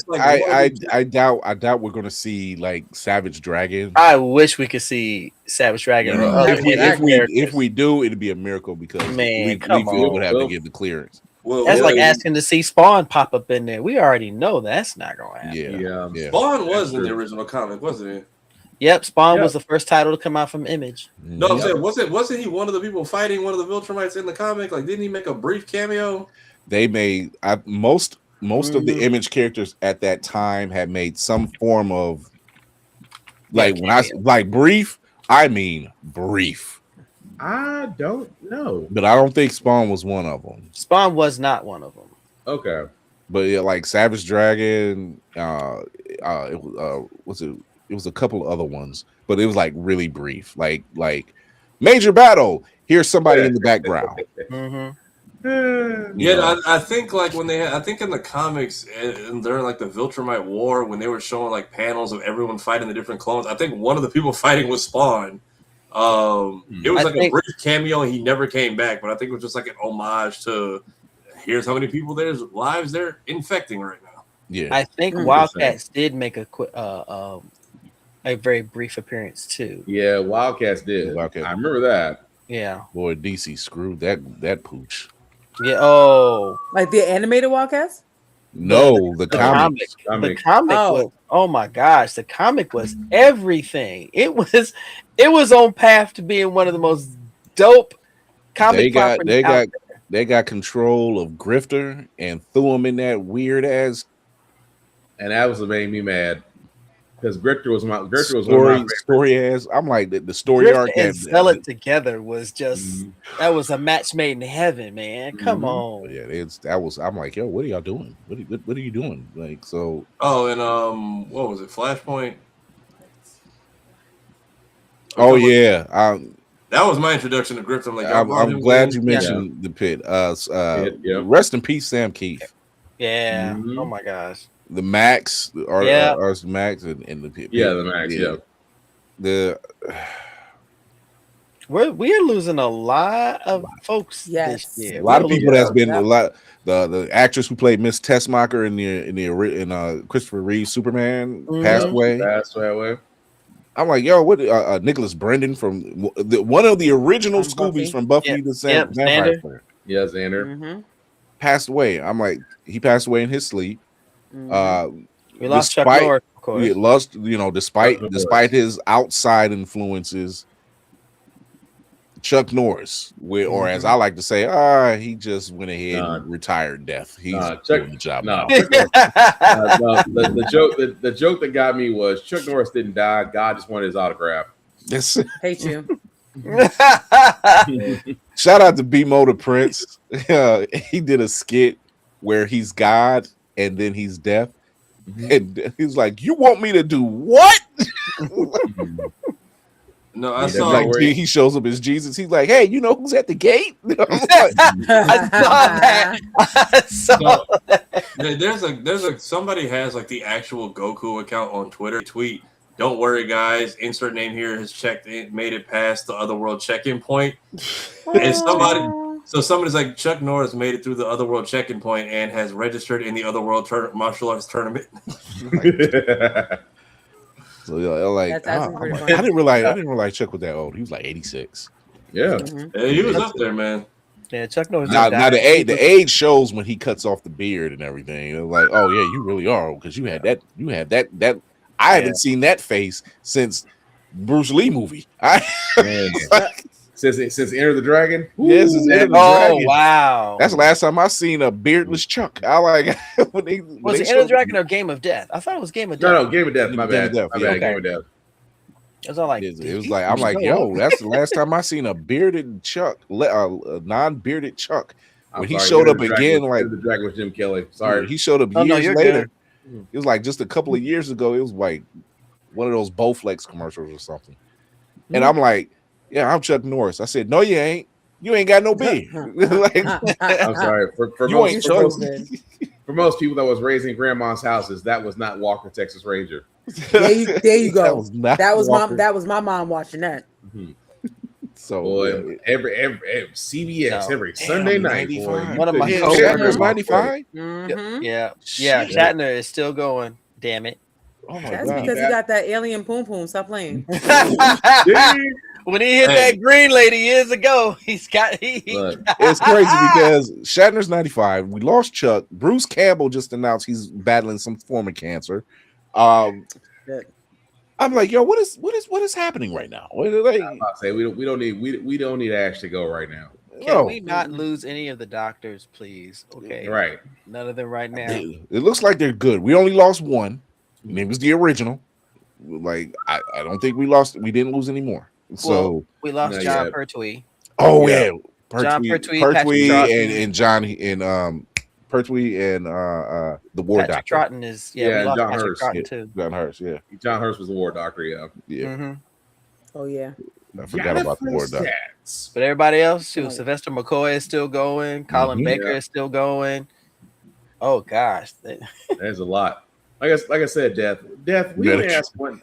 I don't wish Death for a target, but there's a never mind. But I'm just saying there's a list of other people y'all could take. I'm just saying. Chuck, since you're taking the job now, really read the fine print. Because there's certain ones that don't not to cross any names off without clearance first. I'm just saying. Every time I think of Death, my mind goes back to the Death from Supernatural with always eating the fried foods with the English accent. Just naturally just calmed. No, my coworker said Chuck Norris didn't die. Atlas needed a vacation. Something's going to happen, and all of a sudden he's going to walk through the smoke. I'm like, I knew you wasn't dead, baby. Can we just take some of this out of the way, please? No, that'd be the wrong one to actually fake death. It would be the wrong one. I'm just saying, of all people, unless it's Billy from Supernatural, then you can take it. I'm gonna be honest. If the Gremlin looks like that, I might fold. I'm not gonna lie. There's literally levels. I'm watching a certain person walk up the stairs of Air Force One, and I'm just like, I do love how a certain country sat there and said, "Black people, we don't have a problem with you." Cool. Listen, not our fight, dude. Not our fights. We didn't have a problem with y'all then. We don't got a problem with y'all now. I was like, all right, we're locked in. We locked in. That part was y'all just go home. Oh yeah, y'all go home. Even Homelander, real recognize real. Even Homelander wouldn't tolerate some of this shit. Which I mean, we'll see about that in about a month. But I'm about to say it. It's about to go sideways, y'all. Not all of it. It's definitely going to go sideways. Unless you're flying. Not all of it, but I'm just saying. I think he would have like Batista bombed the whole island once he found out. Like, all right, this is a bit much. I don't need to just laser the entire place in one go. Like that's no more. Hey, as long as you ain't got to fly, and then as long as you got to fly in the nearby future, you're good. And then send the whales to sink the place when you're done, Deep. Like I don't need this on my record. Like this is gonna be God Valley, and there was a God Valley here, not anymore. Like it's. But yeah, tomorrow's episode is completely original for Invincible too, isn't it? Like it's not in the comics. I've been hearing. Yes. Pretty much. And I heard even the main accounts have been making fun of comic readers because y'all can't like ruin this for everybody this time. Yeah. Because only the toxic comic readers who ain't got nothing else better to do. Thank you. You're gonna have those of us who understand that TV and comics may never walk hand in hand. We had that argument with The Walking Dead. People freaking out and said, "Y'all realize the TV show is nothing like the comic, right?" The TV show was moot compared to the graphic novel. Mm-hmm. Exactly, yo. Comic, they wasn't playing around. Everybody got that's because they put on AMC because that should have been actually on something like HBO. That would have benefited so much. By the time they introduced Negan, I'm like, ooh, I seen it coming, but I'm like, ooh. Well, let's be honest. He did the best he could, but that was a watered down version. That was AMC. That was AMC's saving grace. If it wasn't for if they did not pick up The Walking Dead, AMC would not last as long as they did. I'll say because Rick has been dead in the comics for like a decade now, ain't he? Give or take. Yeah. And Carl is the one that's still alive. Yeah. It's so weird because when the governor came on, and you compare him to the comics, like, okay. Not the same cat. So was he in the comics. His level of sarcasm was unbelievable. He did not give a damn. Between Negan, the governor, Alpha, I'm missing one more. Protagonist, but yeah, Negan was the one. But Negan was supposed to be the quote unquote the gotcha one, like the guy who has a fascination with a bat, has a certain harem, and your number two, your wife is in his harem, and you're his number two, and you don't do spit. I'm like, it takes a twisted some person to come up with that. Blerd Station. Blerd Station. Mm-hmm. Easy. Yeah. To answer your question. Mm-hmm. None of these vanilla owned networks could do it. Put it on Blerd. It needs to be on Blerd Station. You could damn the network. Y'all had Lovecraft because like HBO and Stars are like the two big places. I would say HBO because they were the two big places for doing like graphic content, and I mean y'all had what? Y'all had American Gods and y'all had Lovecraft, and y'all axed both of them. Well, y'all started getting rid of y'all got rid of Mr. Nancy first, and then you killed off American Gods. Because that goes to show you if you give us what we used to have in the 90s, white folks get nervous. And you can tell. I use the 90s. You can name, everybody could name right now 4 shows during the 90s that we all watch as black people. Mm-hmm. Those 4 shows are no longer around. You gave us American Gods, and you let Orlando Jones shine as Mr. Nancy. And the moment I saw that opening promo where he's on the spaceship, I'm like, you ain't lasting long. You ain't gonna last long at all. But I could use more of that speech, them speeches. Hmm. And every time Orlando Jones showed up, and I'm like, oh, we about to get a story. They will never admit he was the reason why the viewership went up. Yeah, because it went viral. Because there was no holding back. and then the speech with the God of Death and what's her face? Yeah, Belquist. Yeah, when they were all in that room, and I'm like, I've seen the 3 of them, and I'm like, we got 3 black gods in the room. Shut up! Shut up! I mean, as soon as he started speaking, I am not a god. In the sense, I said, okay, let's go. Come on. In the sense that I require worship, I was like, that's when you know every black person went. Every black person went. All I look, me and my wife and my daughter-in-law, we were watching it at the time, and they got to talking, and I just took that remote and I turned that. I said, I'm turning this shit up. I don't care if I'm recording it. I need to hear this. And then Lovecraft Country. I don't care what said. I don't know. I don't care what said outside this room after this scene. I need to see this. But at the same time, what we say about Lovecraft Country, your first episode, the Tulsa Massacre. What was the number one thing searched on Google? Was the Tulsa Massacre real? Mm-hmm. And when they found out it was real, crazy. And living in a city currently at the time, which I'm back in now, where we have our own that they try to pretend didn't happen, and they try to cover it up with a festival that is completely ill-named, that is that had to get rebranded. Dude, they used to because if you live here, especially when I used to play football, they used to have this shit called Founders Day, and it's like who founded what? Like y'all stole this shit. Y'all didn't found the fucking thing, and they tried to like strategically do it. It's usually in like the spring or summer or like in the fall. They tried to move it to winter, coincidentally on the 100-year anniversary of all the bullshit, and the entire community was like, "Absolutely the fuck not." So yeah, I very much brought it. Yeah, I did my part to get that shit up out of here. It's Lovecraft was great. Yeah. I mean, a lot of them, and even some of the goofier stuff that people would deem corny, you would be surprised how much it rubbed people the wrong way. Of course. I know, like Brand. If anybody saw Lottery Ticket, which when Bow Wow and Nick Cannon were just in everything.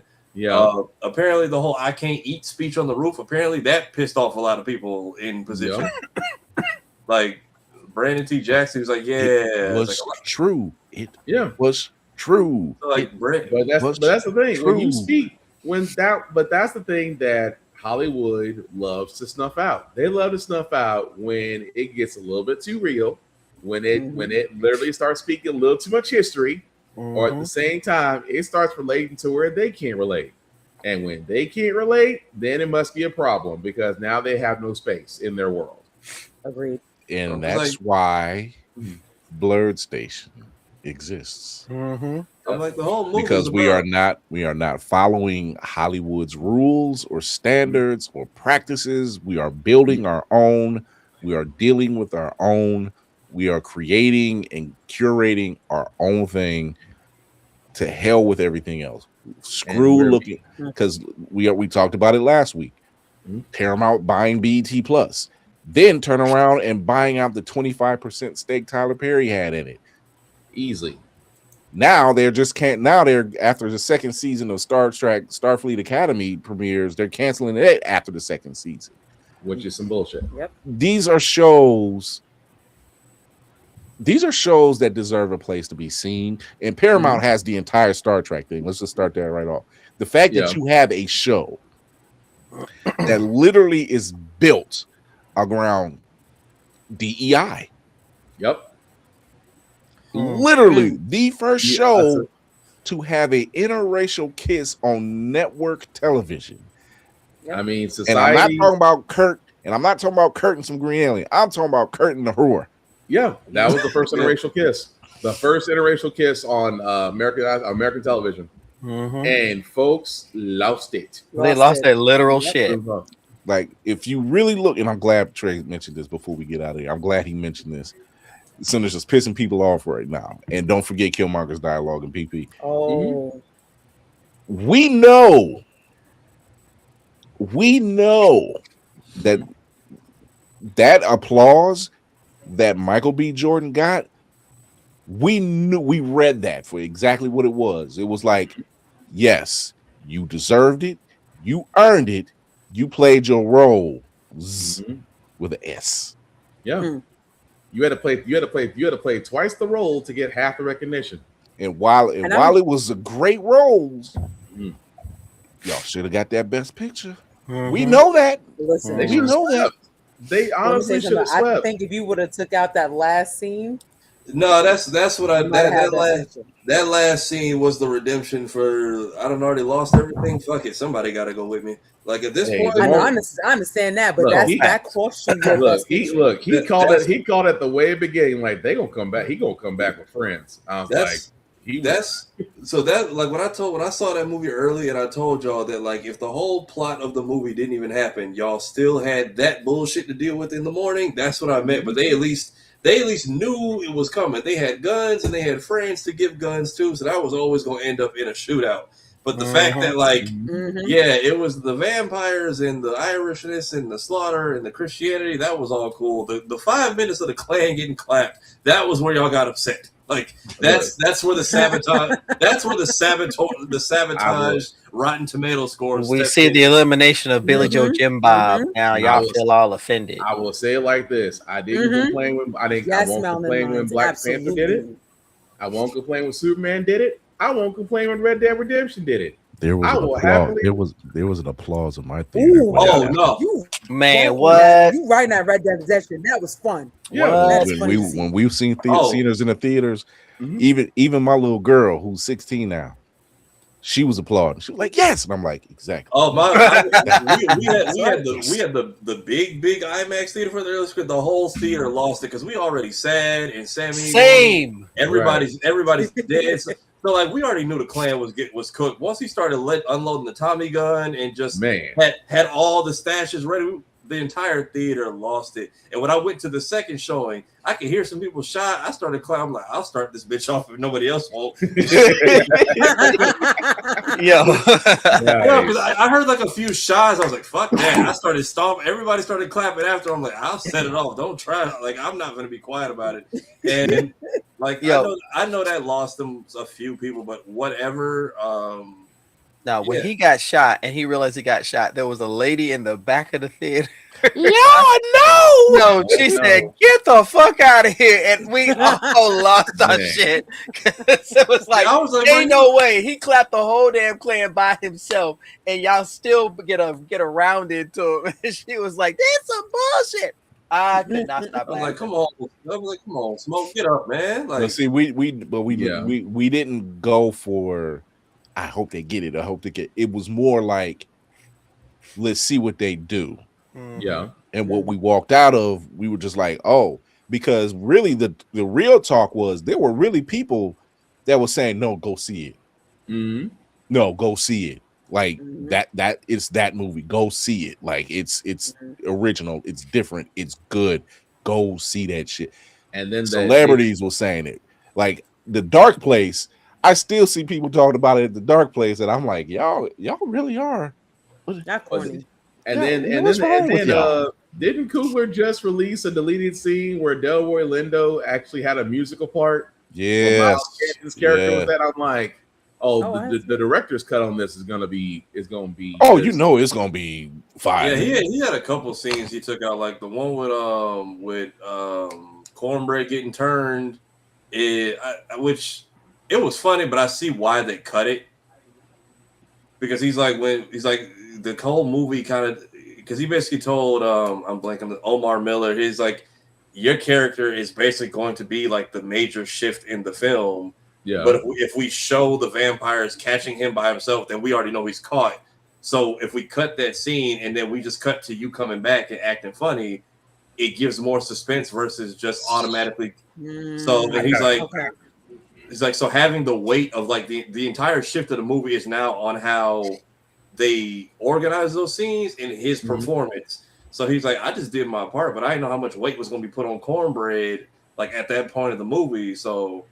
And the fact that he went for historical accuracy, because he's like, I looked at my family tree and I found out I used to be my family was sharecroppers. That's why I wanted the hat when we went to wardrobe and stuff. So yeah, that's dope. Yeah, it is. One thing Cooler gonna do is do some research. Oh yeah, he had a lot of research people on that, but like I don't know, whoever Proximity Media, sometimes Cartoon Network, and right now Amazon is like the three places you can do what you want, because so far. Although to Irish people, you can dance with us. It's okay. Yes, the whimsical skedaddling. You don't have to look. If you start playing Rocky Road to Dublin, you're okay. It's a part of your look. I had to sit there. I mean, when I kid you not, they were playing that downtown, and I just see white people get nervous. Like, y'all can dance. You're Irish. It's okay. It's St. Patty. It's your day to get drunk. Go for it. It's no black person will stop you out. Whimsical skedaddling. Right. High whimsy. High on the whimsy. High on the skedaddling. It was like I just laughed my ass off. Like on St. Patty's Day, y'all nervous to dance to your own shit? No. Get that shit. Get that shit. Y'all gets that shit. So just saying. But no. But yeah, that's I want to do more. What time? We're not going to be here Thursday because it's Mrs. Fury's birthday.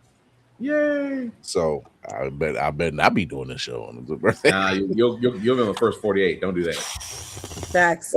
So I will never find your body. I know exactly. I know by next Tuesday we will be inundated with Daredevil news, with it's more Invincible breakdowns. It's coming. It's happening. Guests are coming through. More funded Kickstarters. Y'all go spend your money somewhere good. Yeah, right. Yeah. Show you love. Hey, y'all keep up the positivity on the BlerdCon post. This is week 3. Yeah, maybe it's week 3. This is the longest post stretch we've had for like a post us convention. I know over on the Elon app, the bots are trying to do their usual bullshit, but yeah. No, I'm like y'all are arguing with people with like a couple followers, a blue check, and an asterisk next to their location, meaning they're using a VPN. I noticed it's somebody who ain't from here making shit up. Yeah. Yeah. So it's like, don't care. Literally, like, don't care.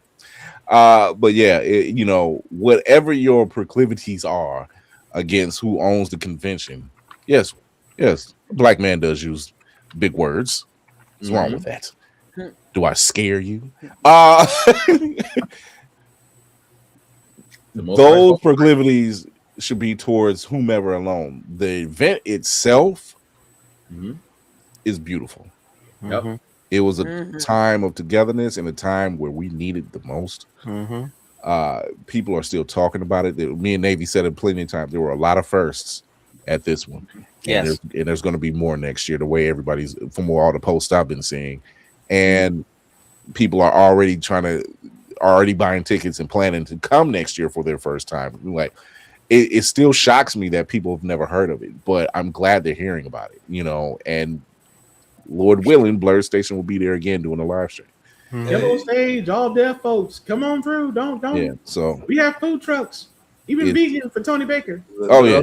But it means everyone is having these discussions internally, which is also fine. You just gotta hope that you hear it in passing and keep the outsiders away, because clearly some of y'all came in there to act the ass. But man, look, we're talking about those 3 idiots who came up in there with no badge. I think the black dude in that footage might just be a stray. Like, he might have just, I think he might have just been in frame with the 2 people, because I was like, I see what she's talking about. I'm like, whoever Buddy is next to them might just be a casualty of war right now. Yeah. Because he's like not trying to make eye contact and just like, I'm on an escalator, and then they were saying like, oh, no badge, no ID. I said it was probably after hour. Well, yeah, it was probably after hours. Like it, because I watched like 3 and they were probably guests of the hotel anyway. I'm not gonna lie, that would have been a smooth kick down the escalator. I watched a couple. Just to show down the elevator, down the escalator that doesn't work though. Again. Yeah, there was one that didn't work. And it was down long. It was down. Lord. I think it stayed down for the duration. They shut it off. They shut it off. So I think they got ahead of it this time and turned it off. Because like, it's too many of them on there at the same time. And it was the one going down this time, not the one going up. So, me and CJ was coming from upstairs, and I was just like, it was like 6 in the afternoon, and I got hit with that. I was like, okay, this thing's clearly at its limit for the day. And then we come back later after that damn elevator. Yeah, we come back later, and I see the elevator. I don't hear the usual boom, because I hear that thing die every year. Yeah, I'm like, somebody went and hit a switch and turned that thing smooth off of this thing. Man, I would say if I was an engineer, I'd be ticked off. Like, this thing breaks. Wow. It's like someone goes into the manager. It's going to die. Turn it off. Oh, no. Yes. No, Mr. Peter, it's going to die. No, Mr. Peter, no. If y'all have not, please go watch our panel footage from the Carl Jones Animated While Black panel. I'm trying to coordinate and see if we are allowed to clear the whole 90. Yeah. One clear the whole 90 on the BlerdCon page, but because I have the raw footage, I can still clip it. Mm-hmm. I want to see. I don't know what they're doing with that thing they showed towards the end. Yeah. So I'm trying to see if we can get permission to like either be like the first reaction to it or do something with it before. Because I don't know if they're doing a Kickstarter, if they're working for it, but I want to be able to like us to do a reaction to it. Just I'm waiting to get that full piece, the whole mixed down version, and take the audio and the whole, if we can use it, the whole video and drop that as an episode as well. So I mean the whole video it's on the BlerdCon page. We have it privated right now because I don't know if they want to keep that behind closed. But if we can to that shit they showed, because they had, one, it was funny as hell. 2, the fact that like they had everyone in there, like it was literally after that, everybody was watching themselves with what they were saying. They were like, better not say that. Better not say that. Like the fact Ace Vane popped up in there towards like the last few minutes of it. Yeah, you're just like, yo, wait, that's my. Can't say that. Can't say that. Mufasa. No, but good. It was good times. Definitely good times. I really appreciate. This is probably the longest I've seen any kind of post go beyond a 1.5 or 2 week span. I like that. Any trend, anything. I've never seen anything go this far out. Same. So to be on week 3. Wait, no, week 4. To be on week 4. Past almost a month. Yeah. A lot of people are posting up their memories all over social media. That lets you know the impact that the convention had and the connection that they made with everybody else there. So to all those naysayers who are talking about, well, BlerdCon ain't this, BlerdCon ain't that, your bitch ass wasn't there. So what does your words matter? That's crazy. So with all that being said, we're wrapping this baby up. See, I know y'all thought it was like, wait, did we run over? No, we didn't really run over. I'm about to say, dang, it's that time already. Yeah, we started slightly late, so we didn't really go over. But with all that being said, let's go ahead and wrap this baby up. Wrap up protocol initiated, Captain. My heart.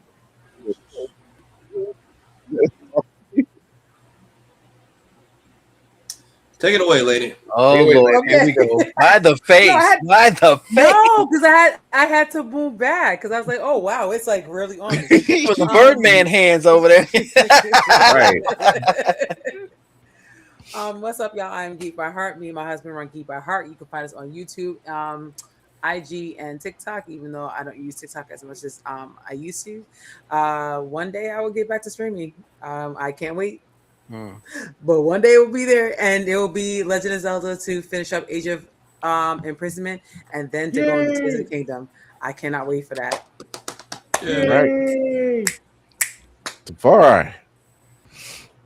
Yeah, so y'all will still be getting like clips and like little watch party stuff in place of the Thursdays until we can get it handled over there.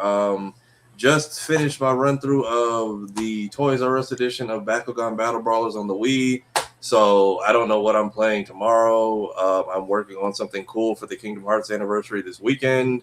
And I put in a few key mailer requests, so we will see if any of those come through. For the hell did I ask these people about? There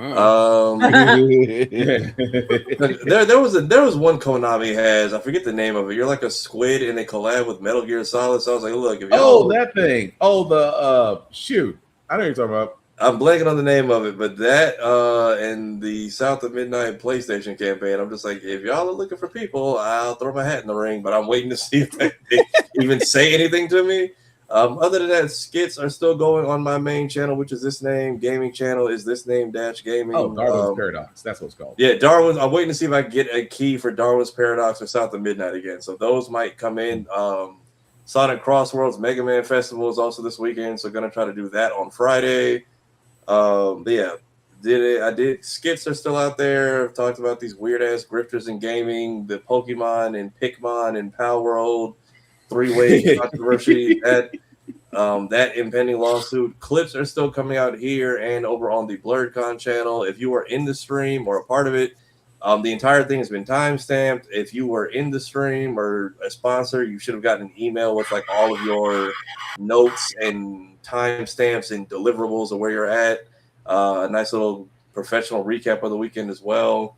Again, please, if you have not and you want to see something cool, we got to host the Carl Jones panel at BlerdCon. We made it look really cool. We put it together very last minute, but made it do what it do. There's actually a cool new project in there that I'm hoping we can get. We have the raw footage of it. I'm just seeing if we're allowed to use it. If so, that is going to be the video I need everyone to pull up for. But for now, Monday, Wednesdays, and Fridays, stay tuned to this channel for stuff. Yeah, I think that is it for me. All right. Let's go. All right. Black Spartan. Yeah, Black_Spartan 615. Before I do get started, I do need to say happy early birthday to Obi. He will be turning 3 tomorrow. His little bad butt's asleep right now, but his birthday's tomorrow. So yeah, we made it through the twos. We made it to 2. Oh, we made it to 2. Ooh, Lord. That's okay. You got another one coming. No, Zuri will be 2 in August, so yeah, about right. Ooh, but anyway, show's still going on. We're gonna basically play the game of To Fly or To Detain, the TSA edition. How the Fracker got here every Wednesday at 7 p.m. Of course, myself, Mara, and Joe will cover the gaming world on GetBit this Friday at 8:30ish. Still doing the streaming thing. We'll be starting Shinobi Art of Vengeance Friday. Still waiting for release dates because we're going to be playing Mouse PI for Hire, Pragmata, Fallout 4, the Anniversary Edition, Invincible Versus, and Soros when they become available in April. So when those games become available, we'll be streaming them on Twitch. Thank you, everybody that jumped into Resident Evil Requiem and watched me stumble and bumble my way through. Really appreciate it. Outside of that, can't say it enough. Mental health is important. Wherever the mind does, the body follows. There's services. There's people out there. There's support. that you can reach out to. Please try to use every possible exercise in action you can before taking the last exit. You are wanted, you are needed in this song of life that we all are joined to. Black men, I can't say this enough either. Go to the doctor. I am a workout nut. These people will tell you I do work out. I bust my tail 5 days a week. But at the same time, black men, we gotta get checked out. I'm on the other side of 40. There's some things I'm looking forward to that not looking forward to going to be doing. I'm glad he changed that. Yeah, I had to stop myself. There's going to be some things I'm looking forward to, but hey, it's got to get done. So black men, stop making excuses. Please get checked out because we are definitely going to be needed for the long run as well. Outside of that, the rules still do apply, especially when it comes to cons. We already talked about rule number 1, respect the cosplayer at all times. Cosplay is not consent. Please treat people like human beings. It's not that freaking hard. Just because a girl looks cute in your favorite cosplay, she is not your fantasy. She is not to be goggled at. She is not to be groped at. She is not to be stalked. She is not to be followed. And simply put, because she does not match your skin tone of what you believe in life, you could do her and everybody else a mighty big favor and keep your incel ass at home. Otherwise, you'll run into hell. And I have no problem trying to figure out how far I can throw a person, especially if you're small. I'll go for distance. Number 2, hygiene is important. I love that everybody is using my rule. I really appreciate that. Wish you'd give me credit. What I mean by that, guys, is soap, water are all essential. Deodorant, essential. Native deodorant doesn't work. Dr. Squatch and Duke Cannon can be your best friends. So can Dial and everything else. But please, clean clothes, clean hair, all the above, especially going out in public places. And the last rule that I have for myself that I have for everybody else. In a world that we're in right now, be nice, be kind, talk and share your fandoms. Don't be a dick. And if you're going to BlerdCon next year, don't dress up like Hogan in any form, and you won't get jumped. And also, since everybody's being real bold right now, start lifting now. Yeah. I'm gonna have one. If I'm going to BlerdCon next year, I am gonna be dressed up like an Eskimo. Y'all ain't gonna have me trying to lift people. But no, somebody said for 2027, gentlemen, we bench pressing ladies, we overhead pressing ladies, we squatting ladies, we picking up and curling ladies within reason, of course. I'm just like, open the door for them. Don't do the most. Some of them are down here egging it on. I'm like, let's just say during a live stream, I caught more on camera than I expected to catch. Ma'am, if you try to be I'm seeing women in the comments going, "Y'all promise?" Like they're very much egging it on. If you're trying to get curled, bench press, just go to a gym. There will be many men that will gladly do what you want to do in a gym. You don't got to wait a full year to go to a con if that's what you want. But Spartan, that's what they somebody want. Who's like somebody else. Somebody in the comments who's consenting to all this. Multiple hands in the comments doing this. I love us. We're a safe space because we know each other. We get where we're coming from. Yeah, I'm just saying. But also, thank you guys for telling LB happy birthday, and of course. Woo, 3. Anyway, get it off me. Navy you up. Look, I just don't need somebody doing a fireman's carry and then wiping out and like Spartan's like you should have stretched. I don't know what to tell you. Oh no, I'm gonna be. That is your own damn fault if you want to go above. Spartan's gonna be standing over somebody like Omni-Man was Mark. He's like, you need to think, Mark. No, someone's going to embarrass themselves, and I need somebody to just do a 3 count when it happens. You know what? And that'll probably be me. I'm gonna slide in, count to 3, and disappear. I'm telling you, that's gonna be my cosplay. So, ladies and gentlemen, boys and girls, blerds and nerds of all ages, good evening, good morning, good afternoon. It is I, Eyeview Montel, your frosty bearded blood core here. If you want to know what I am up to, come hang out with us Tuesdays and Thursdays. I'm with this illustrious crew with this magnificent grouping of melanated minds known as Blerd's Eyeview. I'm also with Lady Mandalore when she is not out here booking and cooking and trying to create all these amazing things on Roomful of Blerds on Sundays at 7 as we talk to other independent Black creators. And we're back on our voice acting journey. So we're going to be reading some incredible things. So if y'all want to be a part of this, and definitely tune in this Sunday because M. Shy Dash is going to be there. And I'm looking forward to that. I have a convo this Friday at 6 p.m. with Lloyd and Tasha from Midnight Comics. We're going to talk about their Kickstarter. So please come on out. Let's get these bad boys pushed. Let these amazing people be supported, and we'll do that from there. My recap of BlerdCon is on my YouTube channel. If you have not seen it, please go check it out, because I put a lot of heart into this, and the intro means more to me than anyone will ever know. And if you want to know why, just reach out and ask me. I will say this. With everything we got going on, I actually did a video. I haven't posted it up yet. And Corinne Bailey Ray, God bless that woman, she created a song that says, go put your records on, tell me your favorite song. You go ahead and let your hair down. Let your motherfucking hair down. Stop stressing over the stupid shit you can't change. Stop worrying about things that are out of your power. What you should do is let your energy be your guide. Go ahead and be a kid. Go watch cartoons. Go read comics. Go play games. Get back into what it is to be a human being and enjoy life, because there's so many trolls out there that want to pull you out of yourself and just destroy whatever you've built. Nah, relax, chill, exhale. Go put your records on. Tell someone your favorite song. Go ahead and let your hair down and tell these basement virgins to shut the fuck up. And yeah, I don't think I can follow it with that one. You're not gonna put the Preach Navy? You're not with that one. No. kind of defeats the purpose. Now that's street preacher talk at that point. I'm gonna come in here with my preacher's robe, and I'm gonna wear it here right here. Then. He gonna do like the preacher from Don't Be a Menace. Go around the kill. Go around. Toothpick in his mouth and everything. Go around, nigga. Yo, thank you everybody for tuning in and doing everything you could do to be on this stream and showing your love and supporting. Remember to hit that like and subscribe if you're new here. Hit that notification bell as well, so you can get to find out when we go live, which is Tuesdays and Thursdays at 8 p.m. Eastern on YouTube and Twitch. Also, you can catch past episodes on APR TV. That's always press record television on your Roku and Amazon Fire devices.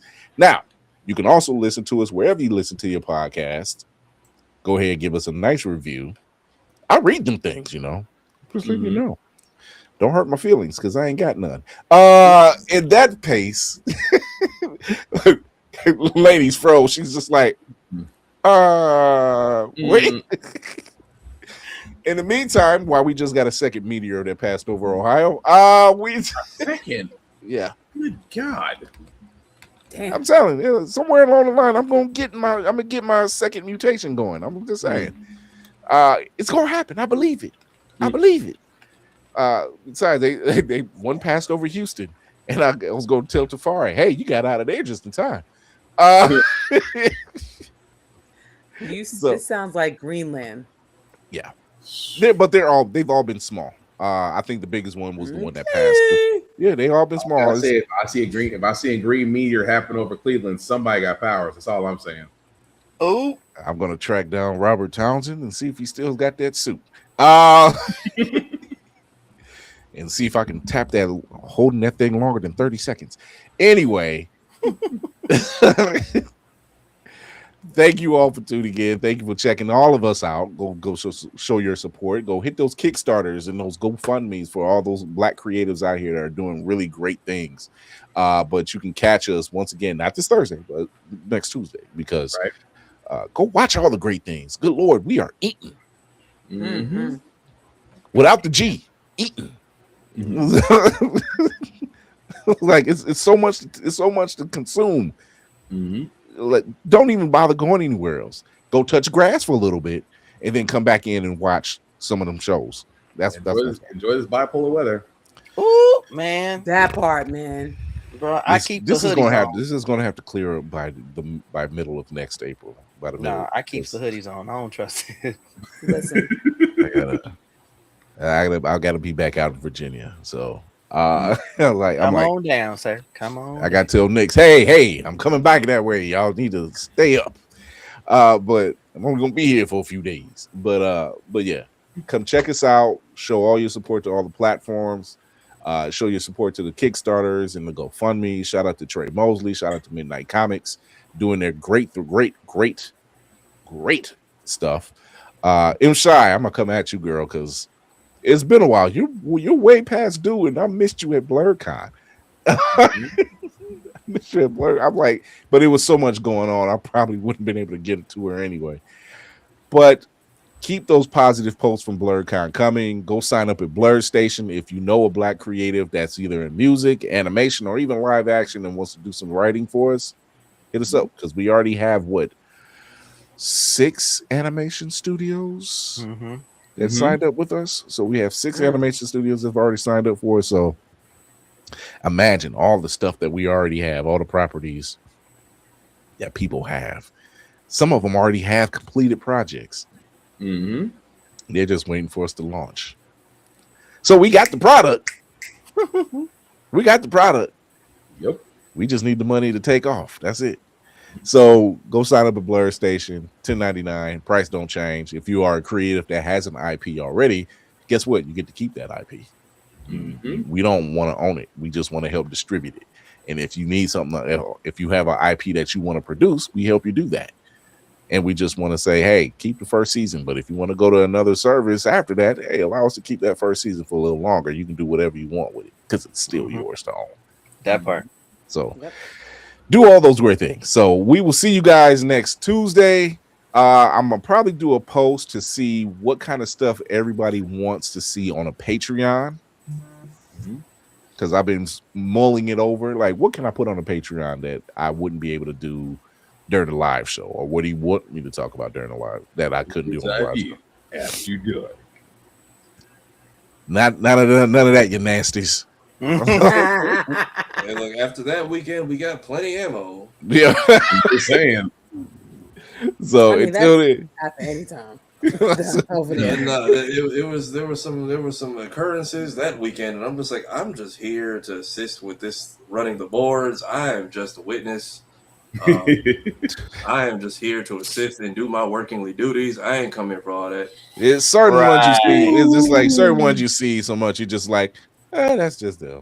Hello. Well, I mean, like when I got politely robbed from my bottle of Stella towards the end of the night, like.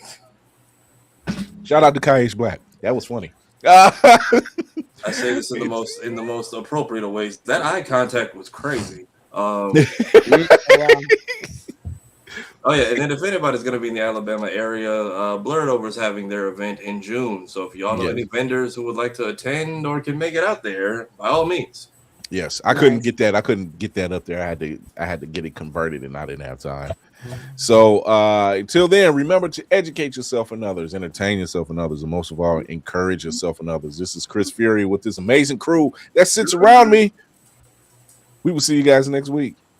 Be kind to one another. We're out.